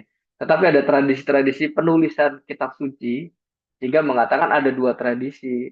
Tradisi yang pertama lebih rapi penciptaannya, hari pertama, kedua, ketiga, keempat, kelima, keenam, ketujuh itu kan tradisi. Lalu yang kedua ada tradisi yang di kisah kedua yang dikatakan kemudian laki-laki diciptakan, lalu laki-laki melihat dia sendiri, melihat berhadapan ciptaan yang lainnya, lalu Tuhan menyadari daripada dia sendiri, aku ambil tulang rusuknya, lalu kujadikan wanita. Jadi kalau pertanyaannya adalah mana yang lebih dahulu diciptakan, menurut saya, apakah pertanyaan itu tidak lebih penting daripada bertanya betapa dua-duanya itu istimewa di mata Tuhan. Ya, kalau saya cenderung menjawabnya demikian gitu. Maksudnya mengubah pertanyaan mana yang lebih dahulu menjadi bagaimana kedua-duanya ini sebenarnya istimewa di mata Tuhan gitu kan. Sehingga perdebatan-perdebatan yang kemudian sekarang terjadi gitu ya, tidak tidak usah diteruskan gitu, tapi yang lebih penting adalah bahwa seperti dalam Kejadian bab 1 itu ya mereka laki-laki dan perempuan mereka diciptakan segambar dan serupa dengan Allah. Segambar dan serupa dengan Allah itu dalam permenungan saya, dalam refleksi saya itu jauh lebih berarti ketimbang bertanya siapa yang lebih dahulu gitu ya. Kalau dalam Kejadian bab kedua kan jelas ya yang diciptakan ya laki-laki, tulang rusuknya diambil. Dalam refleksi kitab sucinya kan juga kenapa yang diambil tulang rusuk bukan tulang kepala. Kalau tulang kepala nanti yang diambil yang diciptakan kedua lebih tinggi daripada yang pertama. Kalau diambil tulang kaki, nanti yang pertama menginjak-injak yang kedua. Sehingga tulang rusuk kan sejajar. Ini refleksi gampangnya ya gitu ya. Tapi yang mau dikatakan lebih penting adalah segambar dan serupa dengan Allah itu jauh lebih penting dan lebih istimewa untuk kita refleksikan lebih lanjut. Terima kasih. Semoga menjawab kegelisahan kita. Terima kasih, Romo, penjelasannya. Ya, Ini di kolom chat ada pertanyaan lagi, Romo, dari Bapak baik. Kelly. Selamat malam, Romo. Saya mau Selamat bertanya. malam. Kalau kita mengimani bahwa Allah mencipta dari ketiadaan, creatio ex nihilo, artinya segala sesuatu berasal murni dari kehendak dan kuasa Allah tanpa bahan yang sudah ada sebelumnya. Lalu bagaimana kita memahami teori-teori ilmiah tentang asal-usul alam semesta, seperti teori Big Bang atau teori evolusi Darwin? Seperti itu, Baik, Romo. terima kasih. Wah, ini pertanyaan serius sekali nih. Iya. Lalu bagaimana kita memahami teori-teori ilmiah tentang asal-usul alam semesta seperti teori Big Bang dan teori evolusi Darwin? Terima kasih. Sebenarnya jawabannya ada di dalam Katekismus Gereja Katolik ya. Ini nomor 283. Nanti saya bacakan sekarang ya. Saya bacakan sekarang. Pertanyaan mengenai asal bumi dan manusia adalah bahan banyak penelitian ilmiah yang secara luar biasa memperkaya pengetahuan kita. mengenai usia dan luasnya semesta alam, mengenai jadinya bentuk-bentuk kehidupan dan munculnya manusia, teori evolusi, teori Big Bang misalnya gitu kan. Penemuan-penemuan itu harus mendorong kita untuk lebih lagi mengagumi kebesaran pencipta. Jawabannya ajaran gereja gitu ya. Berterima kasih kepadanya untuk segala karyanya dan untuk pengetahuan dan kebijaksanaan yang ia berikan kepada para ilmuwan dan para peneliti. Bersama Salomo mereka dapat berkata, ia sendiri telah memberi aku pengetahuan yang tidak menipu tentang segala-gala yang ada supaya ku kenal susunan alam semesta dan daya anasirnya. Karena seniwati segala sesuatu, yaitu kebijaksanaan mengajar aku. Sehingga pada akhirnya refleksi iman Kristen ini menjawab dengan jernih, dengan jelas. Kalau pertanyaan Bapak tadi bagaimana memahami teori-teori ilmiah itu, dijawab dengan jelas. Ya syukur kepada Allah bahwa ada teori-teori itu yang mestinya mendorong kita untuk mengagumi kebesaran pencipta, gitu ya. Bahwa ternyata di balik teori Big Bang itu ada yang lebih besar. Di balik teori Darwin itu ada yang lebih besar, bahwa manusia itu belajar mengalami kebijaksanaannya, kebijaksanaan ilahi itu sendiri. Sehingga yang tadi seperti saya katakan tadi kan, di awal ketika memandang alam itu, seketika itu kita tremendum, bergetar, takut, tapi seketika fascinosium, kagum. Dan sebenarnya sikap inilah yang ditawarkan untuk kita pahami, tidak untuk dipertentangkan gitu kan. Ya pada akhirnya kalau dipertentangkan, kisah Adam dan Hawa itu kan narasi biblis, refleksi iman. Tetapi di balik pengetahuan yang mendalam itu tetap tertinggal adanya kekaguman kebesaran pencipta yang membuat kita bisa berpikir sejauh itu gitu kan. Oh, ternyata pemahamannya jauh lebih dalam dan Tuhan bekerja di balik teori-teori yang ada seperti itu. Begitu jawabannya Pak Kelly. Saya ketik di ini ya, ketik di KGK nomor 283. Nanti Anda bisa membacanya perlahan-lahan dan merenungkannya. Semoga jadi inspirasi. Terima kasih. Terima kasih Romo. Makasih Romo. Siap, dengan senang hati. Pertanyaan Ibu Bapak, berikut ya Romo ya. Ibu Bapak nggak lapar apa? Atau sudah makan? Romo belum makan Romo? Enggak, saya iseng aja nanya gitu, kok pada rajin-rajin amat belajar gitu malam-malam. So, Pada kepo aja suka sih. Romo untuk belajar kitab suci. Oh gitu. Hebat, banyak sekali nih ikut. Silakan lanjut. Ya lanjut pertanyaan ya Romo ya. Iya. Ini pertanyaan dari Ibu Jacqueline. Mm-mm. Manusia diciptakan masih di tengah jalan. Mm-mm. Apakah berarti selama manusia hidup diproses secara terus-menerus melalui peristiwa-peristiwa yang dialami menuju keselamatan, Tuhan belum berhenti mencipta manusia hingga bersatu dalam kemuliaan Allah di surga? Ya, terima kasih. Ibu Jacqueline, terima kasih pertanyaannya. Anda sangat teologis pertanyaannya dan hebat sekali pertanyaan ini, menarik. Saya akan menjawab secara sederhananya gini, saya ulang lagi ya. Dalam refleksi iman Kristiani, perjalanan hidup kita itu linear, gini ya, jalan.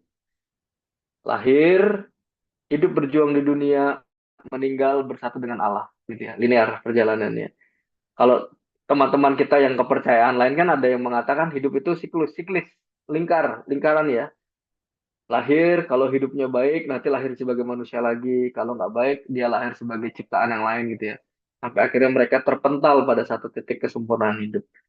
Dalam pemahaman kehidupan yang linear ini, kita bisa memahami secara sederhana bahwa perjalanan manusia, Allah menciptakan kita segambar dan serupa dengannya. Sungguh amat baik. Itu kebenaran iman yang kita punya. Tapi perjalanannya, manusia itu kan memilih jatuh dalam dosa kan faktanya kan. Adam, tadi saya lihat di chat di bagian awal ketika saya bertanya Adam, lalu muncul adalah yang menyebabkan manusia berdosa itu Adam gitu. Oh, hati-hati Anda bermain kambing hitam lagi gitu. Kasihan si Adam gitu. Kalau nggak ada Adam, nggak ada kita juga sebenarnya gitu kan. Semuanya berdosa. Nah, sehingga pengalaman Allah yang menciptakan manusia, manusia bebas memilih, manusia jatuh dalam dosa. Nah, disitulah Allah terus hadir menyempurnakan penciptaannya, gitu ya. Dan keutuhan dan kesempurnaan ciptaan adalah nanti pada saat manusia bersatu dengan Tuhan Allah lagi pada akhirnya. Kalau ada ajarannya Thomas Aquinas itu bukunya manusia itu keluar dari Allah, berjalan kembali kepada Allah. Jalan kebenarannya yang menolong itu siapa? Jalannya Yesus di tengah-tengah. Petunjuk arahnya itu adalah Yesus, gitu ya. Sehingga kesempurnaannya ada di dalam diri Yesus. Gambarannya kayak kalau kita lagi naik gunung gitu kan, pasti kan ada orang yang mandu di depan kita ya. Nggak mungkin kita jalan sendiri. Kalau kita ngikutin pemandunya yang benar, kita akan berjalan sesuai dengan arahnya itu. Perjalanan kita akan menuju titik pencapaian puncak yang sempurna. Jadi jawaban saya begitu. Sehingga kalau ditanya, Tuhan belum berhenti menciptakan manusia sehingga bersatu dalam kemuliaan Allah di surga, iya. Penciptaan itu terus berkelanjutan. Mencapai titik kesempurnaannya nanti. Dengan kata penyelenggaraan ilahi tadi. Terima kasih. Ya, terima kasih Romo. Ini ada ucapan terima kasih Romo atas luar biasa dari Intan, lalu dari Pak Kelly juga terima kasih Romo. Ya. Ini ada dari Pak Tony Wirya ya. Elohis dan Yahwis itu pertanyaan atau apa ya? Gimana? Elohis, Oh ya, Elohis dan itu tradisi penulisan kitab suci perjanjian lama. Dua tradisi kisah penciptaan. Ada tradisi Elohis dan tradisi Yahweh. Nggak usah ke sana, udah cukup yang standar-standar aja, ntar bingung. Ya, tapi terima kasih bahwa Pak Tony menekuni bidang itu. Ada dua tradisi kisah penciptaan, ada dua. Tradisi Elohis dengan tradisi Yahweh. Kalau Elohis itu lebih natural, kalau Yahweh itu lebih apa namanya, teratur gitu ya. Tradisi, cara penulisannya gitu. Jadi ada dua kisah penciptaan. Itu reaksi spontan saya begitu. Nanti kalau Anda ingin perdalam, ikutlah kelas KPKS. Gitu. Nanti akan diurai dengan lebih jernih di sana. Ya, biar silakan. lebih jelas ya Romo ya di Ya, KPAS ya. betul, Ya, betul. terima kasih Romo. Ini ada dari Ibu Valena. Romo dalam doa syahadat para rasul, Hmm, saya bertanya, yang turun ke tempat penantian sewaktu Yesus Kristus mati, adakah ia juga turun ke tempat penantian? boleh diulang. Saya Oh, ya, oke, saya lagi ulang cari ya chat. Romo. Saya sambil cari chatnya. Di chat ya? Di chat ya Mbak. Iya, Siapa saya namanya? bacain aja lagi Romo, nggak apa-apa. Oke, Mbak Nuri.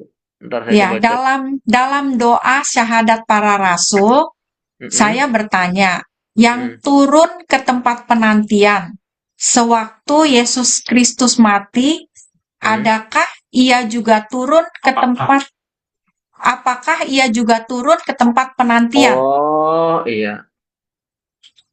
Kalau dalam rumusan saya dapatkan, yang turun ke tempat penantian pada ketika bagi orang mati naik surga dan sebelah kanan Allah Bapa yang Maha Kuasa begitu. Lah iyalah di rumusannya kan begitu. Yesus turun ke tempat penantian mengangkat itu. Begitu tuh. Coba kita baca pelan-pelan. Nanti kita bisa mempelajari ini dengan jernih kalau kita baca di dalam Katekismus Gereja Katolik. Sebentar. Kita buka. Di situ ia akan datang mengadili orang hidup dan yang mati. Nanti Anda bisa buka ini ya, Katekismus Gereja Katolik ya. Ini cukup cari di internet itu ada. Ketika googling ada. Nanti kalau nggak salah katolik.org yang memfasilitasi ya. Dikatakan nomor 631 misalnya. Yesus turun ke bagian bumi yang paling bawah. Ia telah turun, ia juga telah naik. Syahadat Apostolik mengakui dalam artikel yang satu dan sama bahwa Yesus turun ke alam kematian dan bangkit pada hari ketiga dari antara orang mati. Karena di dalam paskanya ia membuat kehidupan lahir dari jurang kematian. Apakah Yesus turun ke dunia orang mati? Jawabannya iya, dikatakan dengan tegas dalam Efesus ya. Ke bagian bumi paling bawah, ia telah turun dan ia juga telah naik. terjawab pertanyaannya Ibu, dirumuskan dengan jernih dalam sabda Tuhan dalam Romo, surat Rasul Paulus kepada Efesus. Romo, excuse Saya, me, saya tadi itu, ya, meaning to say, Jesus also, dia berhenti di penantian dan kemudian naik ke surga. ya. Ibu Oke, di mana ya? terima Ibu di kasih. mana ya? Halo Ibu. Dari Malaysia. Dari Oh, Ibu Malaysia. Malaysia. Ya. Ya. Ibu dari mana? Dari Kota Kinabalu, Sabah. oh, Sabah ya. Saya ada kawan Romo dari Sabah juga, Bu. Namanya Nama? Pastor Abel. Pastor Abel. Kenal nggak, Bu? Oh, Dulu. dia di Johor Bahru, Semenanjung. Oh, di Semenanjung sekarang ya udah pindah ya? Ya dulu dari Sabah dia. Kami Saya di Sabah sama-sama dia. kami Oh, oke, sama-sama di oke. seminari dulu. Sama-sama di Roma. Pastor Abel. Ya, udah di Ya, Semenanjung udah sekarang. Ya. ya. Terima kasih, Bu Walena. One more thing. Ya, Adakah kita ini keturunan dunia kedua awal? bagaimana, Bu? Adakah kita ini, umat sekarang ini adalah keturunan daripada alam dunia kedua, yaitu selepas the flood of Noah?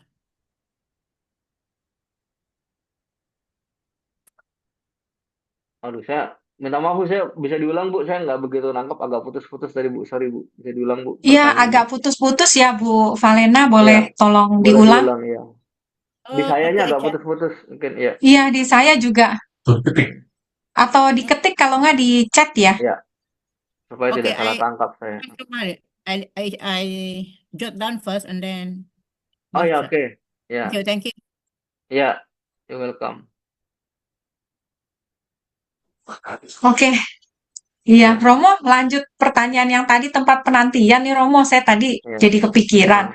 Itu kan tempat penantian sebelum Yesus ya, setelah yang hari ketiga itu kan Yesus turun ke Ya. tempat penantian. Nah, setelah Yesus bangkit, tempat penantian itu apa yang katanya namanya purgatorium gitu, Romo, untuk ke surganya gitu ya, Romo ya? Terima kasih.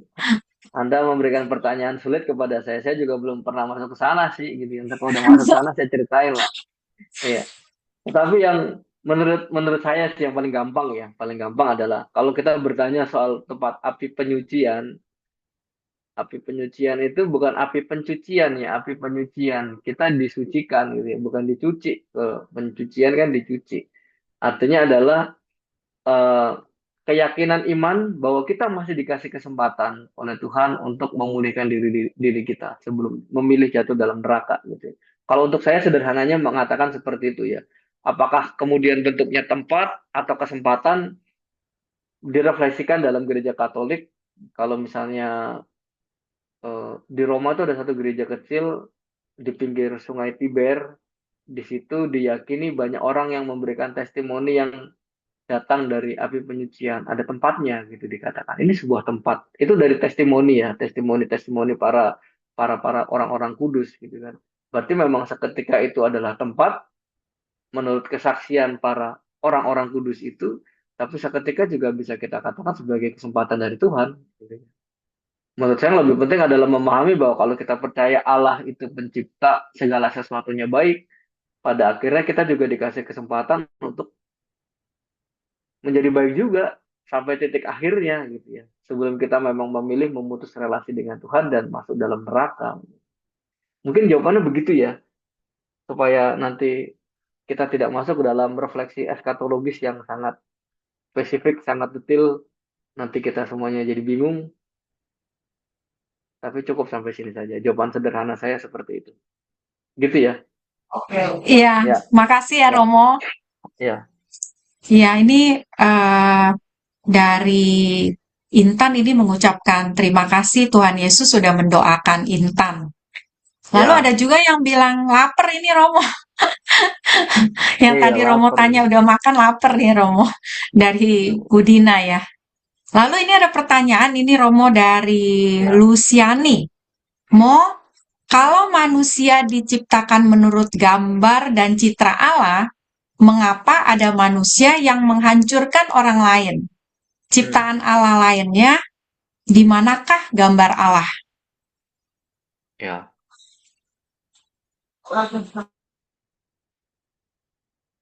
perjalanan hidup manusia dalam refleksi iman Kristen itu kan linear ya. Saya ulang ya. Dari Allah kembali kepada Allah. Awal mulanya manusia itu semuanya baik adanya. Manusia dikasih kebebasan. Kemudian manusia diberikan kesempatan untuk memilih yang baik atau yang buruk. Dan pada kenyataannya ada manusia yang dengan sadar memilih yang buruk begitu kan. Jadi di dalam diri manusia ada istilah secara teologis yang namanya konkupisensi, kecenderungan manusia berbuat jahat gitu ya. Kenapa kok ada kayak gitu? Ya karena kita kan turunannya Adam. Adam sendiri memilih untuk jatuh ke dalam dosa, sehingga Adam dan segala keturunannya dalam kitab suci kan dikatakan kau akan hidup bersusah payah, menderita sepanjang hidupmu gitu kan di kitab suci. Sehingga untuk mengatakan apa ya bahwa kecenderungan dosa itu ada dalam diri manusia. Sehingga disinilah kata pertobatan itu menjadi berarti buat kita semua. Sehingga pertobatan ekologis, pertobatan iman itu adalah memulihkan gambaran dan citra Allah yang baik itu di dalam diri kita. Jawaban sederhananya begitu. Ya. Sehingga kalau ditanya apakah manusia, mengapa ada manusia menghancurkan orang lain dan ciptaan lainnya, ya karena dia mengingkari identitasnya sebagai gambar dan rupa Allah. Gitu ya. Kalau kata Yesus di dalam kitab suci kan karena kedegilan hatimu lah gitu ya. Artinya degil. Degil itu apa ya degil itu ya? Apa ya ada yang bisa membantu saya degil itu bahasa gampangnya apa ya? Kalau bahasa Italinya itu durezza. Durezza itu lebih gampang, keras gitu ya. Hati yang keras, hati yang beku. Tapi degil itu apa ya? Ya, mungkin ada yang bisa membantu saya degil. Bebal, Romo. Bebal ya benar bebal. Dikasih tahu Bebal, nggak mau, udah dikasih tahu nggak nurut gitu kan? Tahu telak deh jadinya itu. Ya degil bebal itu. Durezza itu hati yang keras yang ya benar itu. Ya karena itu sehingga manusia jatuh ke dalam dosa dan memilih tidak menjadi gambar dan rupa Allah. Dan itulah jadi seruan kita terus biar manusia kembali menjadi gambar dan rupa Allah. Begitu deh pendapat saya. Terima kasih. Terima kasih Romo penjelasannya. Ini yang Romo jawab KGK 283, Pak Kelly sudah ada jawaban terima kasih Romo. Siap. Dari Ibu Jacqueline juga terima kasih Romo. Dari Ya. Pak Stefanus juga terima kasih Romo. Ini Ya, ada terima dari kasih. Fernando. Luar biasa KKS Kelapa Gading selalu menampilkan tema-tema yang bagus dan menampilkan pembicara yang luar biasa. Terima kasih. Wah, Terima ini kasih KKS. makasih nih Romo. Terima kasih Romo pencerahan. Wah, ini terima kasih Ya. semua ini Romo. Ada Terima kasih. berikutnya ada pertanyaan. Ini dari terima kasih dari Susiyati. Ya. Lalu ada pertanyaan dari Ananta. Oh, ini mirip ya Romo. Romo, apakah tempat penantian itu purgatorium? Iya ya, tadi sudah ya itu ya. Udah jawab ya. Ya oke, lanjut. Iya. Lanjut Pertanyaan dari Ibu Valencia. Romo serius nanya ini tentang penciptaan kan temanya ayam dulu atau telur dulu Mo. Iya. Wah, ini pertanyaan sekaligus kayak dulu. kuis gitu Romo. Iya. Ini saya jadi ingat satu ini. Sambil ini ya intermezzo lah, sambil yang ringan-ringan lah gitu ya. Iya, ini buat intermezzo ya Romo. Ya, saya ingat ada ketika saya di Bintaro, kan saya tugas dengan Romo Gunawan Setio. Beliau itu yang baptis saya, yang berkatin perkawinan ibu bapak saya gitu ya. Suatu hari ada umat nanya kepada dia, masa prapaskah begitu kan? Romo, saya itu pantang daging Romo gitu kan. Terus saya makan telur boleh nggak Romo gitu? Si Romonya kan agak-agak dongkol juga sedikit, dia bilang, nggak boleh. Ayam itu lebih sadis. Karena ayam itu bukan hanya daging, tapi kamu makan bulunya, makan kakinya, makan kepalanya, segala macam tulang-tulangnya itu kan belum jadi ya. Jadi telur lebih kepada semuanya gitu. Itu bercandaan aja untuk mengatakan bahwa kadang-kadang kita mencari celah-celah gitu kan, membuat rasionalisasi atas apa ya? Atas niatan-niatan kita mencari celah-celah gitu. Ya, Kalau usus kan bukan daging, Romo. Kalau kulit kan bukan daging, gitu kan. Ya, kayak gitu. Itu kejadian 2 minggu lalu, saya ingat banget. Ada teman saya cerita, saya hari Jumat makan daging, Romo. Saya makan cuman eh, pecel, tempe, sama usus, katanya gitu. Langsung ususnya saya kasih gede, usus, usus ini daging. Bukan, usus itu bukan daging. Usus itu ya saluran, gitu, saluran. Ya, whatever ya, bisa diperdebatkan hal-hal teknis, rasionalisasi kita masing-masing. Tapi niatnya yang murni itu yang lebih penting. Lanjut. Ya, lanjut ya Romo. Ya, Ini pertanyaan dari Ibu Ing Wijaya. Apakah ya. kita termasuk keturunan kedua after Noah flood? Jadi after Nuh itu kan semua hilang gitu ya Romo. Maksudnya apakah kita ini termasuk keturunan Nuh gitu mungkin ya Romo? Ya kalau bisa dikatakan seperti itu ya, kalau mengikuti tradisi kitab suci ya. Poinnya lebih penting tidak mengatakan kadang-kadang kan kita cenderung jatuh kepada pendekatan historis, pendekatan sejarah ya.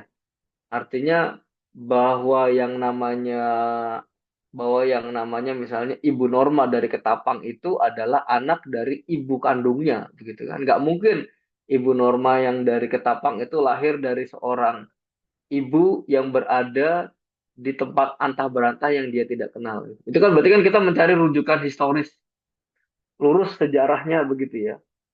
Nah, semoga kita tidak berhenti dan terjatuh dalam pandangan seperti itu untuk membaca teks sabda Tuhan itu. Pendekatan historis sejarah itu baik, tetapi tidak kalah baiknya untuk mengatakan bahwa secara spiritual kita bisa mengatakan ya kita adalah keturunan Noah, dalam arti kitalah orang-orang yang dikasih kesempatan untuk menjalani hidup jauh lebih baik dan merasakan janji Allah yang disampaikan melalui adanya busur di langit itu ya. Busur di langit kan eh, simbol dari pelangi sebenarnya, untuk mengatakan ya bahwa Allah tidak akan menghancurkan bumi lagi seperti zamannya Nuh. Pengalaman itu yang bisa dipahami. Mungkin komentar saya adalah pengalaman kita sebagai keturunan pasca Nabi Nuh, ya bisa dikatakan seperti itu dalam pengertian rohani ya. Itu akan lebih mudah dipahami. Begitu jawaban saya. Terima kasih. Yes, makasih Romo. Ya, Lanjut pertanyaan ya Romo. siap. Ini dari pertanyaan Pak Agus dalam kredo Nisea Konstantinopel awalnya dinyatakan bahwa Roh Kudus berasal dari Allah Bapa. Mengapa kemudian dalam tradisi Barat ditambahkan bahwa Roh Kudus berasal dari Bapa dan Putra, Filioque, dan Filioque. bagaimana perubahan ini berkontribusi pada perpecahan antara gereja ortodok dan gereja katolik timur dan barat ini Romo? Terima kasih. Jawaban saya sederhana. Tunggu episode berikutnya, pertemuan ketiga. Itu jatahnya Romo yang pertemuan ketiga gitu. Kalau semuanya saya habisin, ntar Anda nggak ada seru-serunya pertemuan minggu depan gitu kan. Minggu depan kan fokusnya Yesus Kristus. Nah, disitulah perdebatan teologis muncul antara filioque gitu kan. Saya tidak akan menjawab di sini ya. Tunggu minggu depan dan Anda datang lagi di pertemuan minggu depan. Karena saya membatasi ulasan saya di dalam tema penciptaan sehingga nanti nggak campur aduk refleksinya gitu. Iya, baik Romo. Biar minggu depan datang lagi ya Romo untuk menjawab pertanyaan ini. Minggu depan siapa ya? Romo siapa ya minggu depan ya? Pasti seru itu pasti. Ya, lanjut silahkan. Ya, lanjut ya Romo. Ini dari Pak Alphonse. Penjelasan Romo menarik. Ada hal yang baru dan bisa dimengerti. Terima kasih Romo. Syukur kepada Allah. Terima kasih. Lalu dari Mikael, Pak Mikael. Romo, kapankah penciptaan malaikat? Apakah sebelum penciptaan di Kejadian 1 ayat 1 itu? Ini bebal. Saya juga nggak tahu juga Pak. Minta maaf Pak gitu ya. Maksudnya kalau pertanyaan Anda adalah pertanyaan historis, urut-urutannya gitu ya, kapan malaikat diciptakan persis, saya juga tidak bisa menjawab begitu ya. Tapi kalau pertanyaannya adalah kita percaya ada yang diciptakan yang kelihatan dan tidak kelihatan, kita bisa menjawab ada rujukan tradisinya gitu kan, tradisi gereja. Artinya bahwa selain Tuhan menciptakan manusia, tetapi Tuhan juga menciptakan yang tidak kelihatan, yaitu malaikat gitu ya. Kapan persis waktunya ya di kitab suci tidak dikatakan, tetapi yang lebih penting dikatakan bahwa yang tidak kelihatan dan malaikat itu diciptakan benar adanya. Jawaban saya akan seperti itu. Menjawab secara gampangnya kayak gitu ya, Pak. Ya. Kalau persis kapan, sebelum atau sesudah, saya juga persisnya historis itu saya nggak bisa jawab gitu. Ketimbang saya menyesatkan Bapak, nanti saya masuk neraka, Bapak masuk surga, kan sedih saya gitu. Pak, tolong saya Pak, gitu nanti gitu kan. Hmm. Ya, saya jawab sederhananya begitu ya. Nanti kita bisa Ya. eksplorasi lebih dalam ya. Terima kasih. Ya, makasih Romo. Dengan senang hati. Ini pertanyaan yang Ibu Elena yang Malaysia tadi, Iya. Romo. Di mana Ibu Elena? Romo dalam Keluaran bab 9, awal dunia kedua. Adakah kita ini adalah dalam penciptaan awal dunia kedua? Terima kasih. Keluaran bab 9. Apa jangan-jangan sama yang tadi itu ya, yang Noah itu ya? Bukan ya? Sepertinya Ibu bertanya itu. Keluaran bab 9 itu isinya tulah kelima loh, Bu. Tulah kelima penyakit sampar pada ternak. Gitu bunyinya. Atau kejadian ya. Kejadian sepertinya maksudnya Ibu itu. Iya mungkin kali ya Romo ya. Ditulisnya sih sini Keluaran ya, tapi mungkin kejadian apa? Oh, saya menduga ini kurang lebih pertanyaannya sama dengan generasi kedua pasca setelah Nuh tadi itu ya, yang sudah saya jawab. Ya. Iya, betul Romo. Iya, Iya, terima kasih. mungkin sama ya. Terima kasih Romo.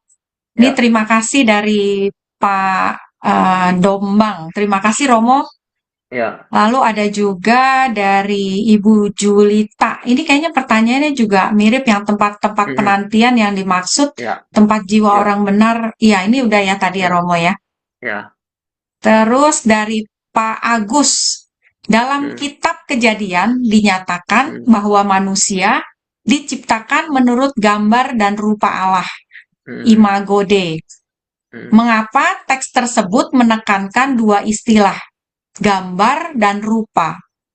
Apakah kedua istilah memiliki perbedaan makna teologis atau hanya merupakan penegasan yang menyatakan hal yang sama? Ya. Ya, Romo. Terima kasih. Dalam bahasa Latin Makasih, itu Romo. kan, dalam bahasa Latinnya itu kan imaginem et similitudinem gitu ya. Gagah kan suaranya bunyinya. Kalau mengapa gambar dan rupa kan, imago itu kan gambar ya. Imago Dei itu sederhananya mengamalkan manusia segambar dengan Allah. Itu pasti sudah masuk ke dalam ayat yang berikutnya. Sehingga mau mengatakan secara spontan tanggapan saya adalah bahwa ini pasti punya maksud yang lebih mendalam. Kenapa dikatakan imaginem, segambar dan juga serupa. Untuk seketika bisa dikatakan menggarisbawahi sebuah privilege manusia di hadapan ciptaan yang lain. Betapa manusia itu istimewa, segambar dan serupa dengan Allah. Kalau dalam refleksinya Aristoteles itu kan dia katakan manusia itu berbeda dengan binatang-binatang lain. Manusia berbeda dengan binatang-binatang yang cerdas. Seperti anjing, lumba-lumba, seperti gajah gitu ya.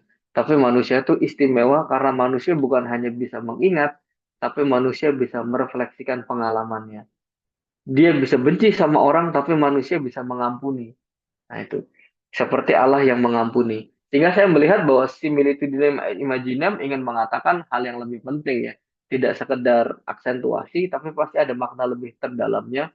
Kenapa digambarkan imaginem dan juga similitudinem, segambar dan serupa. Gitu ya. Nanti mungkin bisa kita eksplorasi lebih lanjut. Tapi saya minta maaf belum bisa mengeksplorasi lebih lanjut. Nanti saya coba cari tahu, nanti saya informasikan lebih dalam lagi. Terima kasih. Terima kasih Romo. Ya. Ini juga ucapan terima kasih dari Ibu Liwati. Terima kasih Romo, saya Oni dari Bintaro, Romo. Ya. Ini juga ada ucapan terima kasih juga Ini ada dari Ibu dari Valencia nih, Ibu Valencia, makasih Romo karena pertanyaan saya tidak terjawab. Ini sudah dijawab di atas, Ibu Valencia, ayam Romo katanya, ayam sudah dulu. dijawab ini Romo sama Ibu Valencia lagi kejadian Oret is done. Ya, oke. Di bawahnya Ya, sudah ada lagi. Ini ada pertanyaan lagi dari Ibu Sandra nih Romo. Hmm. Bagaimana iman pada providensi Allah membantu kita mengatasi rasa takut Dan kekhawatiran. dan Saya baca kekhawatiran? Ya. Providensia Dei itu adalah sebuah kepastian iman. Allah menyertai kita. Buktinya apa? Buktinya Anda bukalah Matius di bagian awal. Kita buka sama-sama ya. Ini bukan Anton Baur yang ngomong loh, tetapi Tuhan Allah dalam kitab suci yang ngomong. Kita buka Matius. Matius bab 1. Bentar kita buka. Ingat cerita ketika malaikat menampakkan diri kepada Maria dan kepada Yusuf, lalu dia suruh memberi nama anaknya siapa? Ibu Bapak ingat? Namanya adalah anaknya. Berilah anak itu namanya adalah Emmanuel. Matius bab 1 ayat 23 yang berbunyi, sesungguhnya anak darah itu akan mengandung dan melahirkan seorang anak laki-laki dan mereka akan menamakan dia Immanuel. Immanuel. Yang berarti Allah menyertai kita. Begitu kan? Ya. Lalu kita buka lagi akhir Injil Matius. Ayat terakhir, Matius bab 28 ayat 20. Sudah ketemu? Tadi kan di awal Injil Matius ya, Matius bab 1 ayat 28. Lalu kita tutup Matius bab 28 ayat 20. Boleh tolong membantu saya membaca? Yang bersedia? Saya Siapa ya? Romo, Silakan. Matius 28 ayat 20. Ya. Dan ajarlah mereka melakukan segala sesuatu yang telah kuperintahkan kepadamu. Ketahuilah, aku menyertai kamu senantiasa sampai akhir zaman. Terima kasih. Immanuel artinya Allah beserta Allah beserta kita. Allah beserta kita. Di ayat terakhir, Yesus memberikan janji, Aku akan menyertai kamu sampai akhir akhir zaman. Akhir zaman. Kapan akhir zaman? Kita nggak tahu kapan akhir zaman. Tapi kepastian yang kita punya adalah ini janjinya Yesus. Ketahuilah, aku menyertai kamu sampai akhir zaman. Sehingga jawaban saya adalah, kalau bicara tentang Providensia Dei, penyelenggaraan ilahi, ya pada akhirnya ini kepastian iman yang kita punya. Ini pegangan kita. Lalu bagaimana mengatasi kekhawatiran dan ketakutan? Yohanes Paulus II mengatakan, syukur kepada Allah bahwa Anda takut dalam hidupmu. Artinya bahwa dirimu bertanggung jawab atas hidupmu. Kalau kita nggak punya takut sama hidup, kita sikat-sikat aja, artinya kita belum tentu bertanggung jawab. Ketakutan itu menjadi gerbang untuk membuka hati kita pada kepastian iman. Saya menjawabnya begitu ya. Apakah ketakutan akan hilang? Ya enggak, pasti tetap ada. Itu tanda bahwa kita bertanggung jawab dengan apa yang kita lakukan gitu kan, dengan hidup saya. Tetapi kepastian iman bahwa Tuhan menyertai kita itu membuat kita tambah mantap, terus berjalan, pasti ada jalan keluarnya. Begitu jawaban saya. Terima kasih. Terima kasih Romo. Dengan senang hati. Ini mungkin sudah hampir jam 9 ya Romo ya. Iya, sudahlah, sudah cukup lah ya. Iya, sudah cukup ya Romo ya. Nanti kepalanya panas kelamaan ya. Iya Romo. Iya, ini udah kita sudah di penghujung acara ini ya. Iya, Bapak Ibu, sahabat KKS yang terkasih dalam Kristus ya, nggak kerasa kan? Karena acara hari ini seru banget gitu loh. Sampai nggak terasa, totonya udah mau jam 9 nih sama Romo Anton Baur ya. 9. Iya, terima kasih nih sebesar-besarnya kepada Romo Anton Baur atas pendalaman iman yang begitu kaya hari ini dan meneguhkan kita juga malam hari ini. Semoga apa yang kita renungkan tentang Allah Bapa sebagai sumber segala ciptaan dan kasih tidak berhenti sebagai pengetahuan, tetapi sungguh membuat kita dengan Allah itu relasinya semakin kuat dalam kehidupan sehari-hari kita. Dan juga terima kasih untuk Bapak Ibu sekalian yang sudah hadir dan berpartisipasi nih dalam acara KKS ini. Dan kehadiran dan antusias Anda ini sungguh menjadi kekuatan kita bersama ya. Ya. Mungkin ada pengumuman sebelumnya dari Bu Jacqueline. Malam ini nggak ada sih Bu Nuri, cuma mungkin remind aja untuk sesi ketiga ya di Rabu depan sama Romo Hadi Jantan. Oke, Bapak Ibu, ditunggu lagi kehadirannya untuk menjawab pertanyaan yang tadi itu ya. Dan pasti akan seru lagi dengan tema yang berbeda lagi di sesi ketiga dengan Romo Hardi Jantan. Dan sebagai penutup dari acara ini, mungkin boleh minta Romo Anton Baur untuk doa penutup dan berkat Romo. Ya, mari kita berdoa. Ya. Pertama-tama terima kasih Ibu Bapak, Saudari-saudara sudah bersedia mendengarkan saya, sudah sabar mendengarkan. Semoga bisa jadi berkat dan minta maaf kalau ada kata-kata yang nggak pas di telinga Anda sekalian. Semoga berkatnya lebih banyak ketimbang hal-hal yang ganjel gitu ya. Terima kasih banyak. Mari kita tundukkan kepala, kita berdoa, kita syukuri segala berkat yang kita terima. Dalam nama Bapa dan Putra dan Roh Kudus. Amin. Amin. Mari kita nyanyi lagu Taise. Pujilah Tuhan, pujilah namanya sebagai doa penutup kita. Pujilah Tuhan, pujilah namanya, pujilah Tuhan, sumber kehidupan. Pujilah Tuhan, pujilah Engkau ya Tuhan sumber segala kehidupan.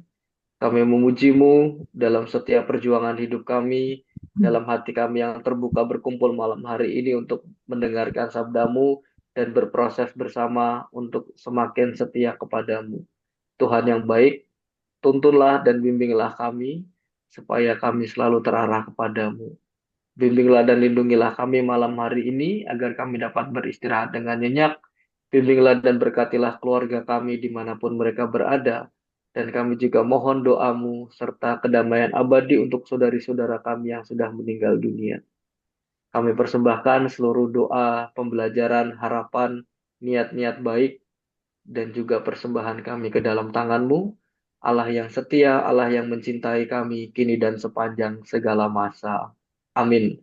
Kemuliaan kepada Bapa dan Putra dan Roh Kudus, seperti pada permulaan, sekarang, selalu dan sepanjang segala abad. Amin. Semoga Tuhan yang Maha Baik memberkati kita semua, keluarga kita, kesehatan, pekerjaan, pelayanan, doa, harapan, dan niat-niat baik kita dengan cinta yang berlimpah dari Tuhan, Bapa, Putra, dan Roh Kudus. Amin. Terima kasih semuanya. Terima kasih Romo Anton Baur. Dan terima kasih juga sekali lagi kepada seluruh sahabat KKS atas kebersamaan kita malam hari ini dan sampai jumpa di minggu depan. Terima kasih. Pamit semuanya. Terima kasih Romo. Terima kasih Bu Rosita. Terima kasih Bu Jacqueline. Terima kasih semuanya. Terima kasih semuanya Bapak Ibu. Terima kasih Romo, terima kasih semuanya. Terima kasih semuanya. Saya pamit undur diri. Ya, terima kasih Romo. Terima kasih Mo. Terima kasih Bapak Ibu. Sampai jumpa minggu depan ya. Tuhan berkati semua. Oke, bye-bye. Terima kasih. Ya, terima kasih.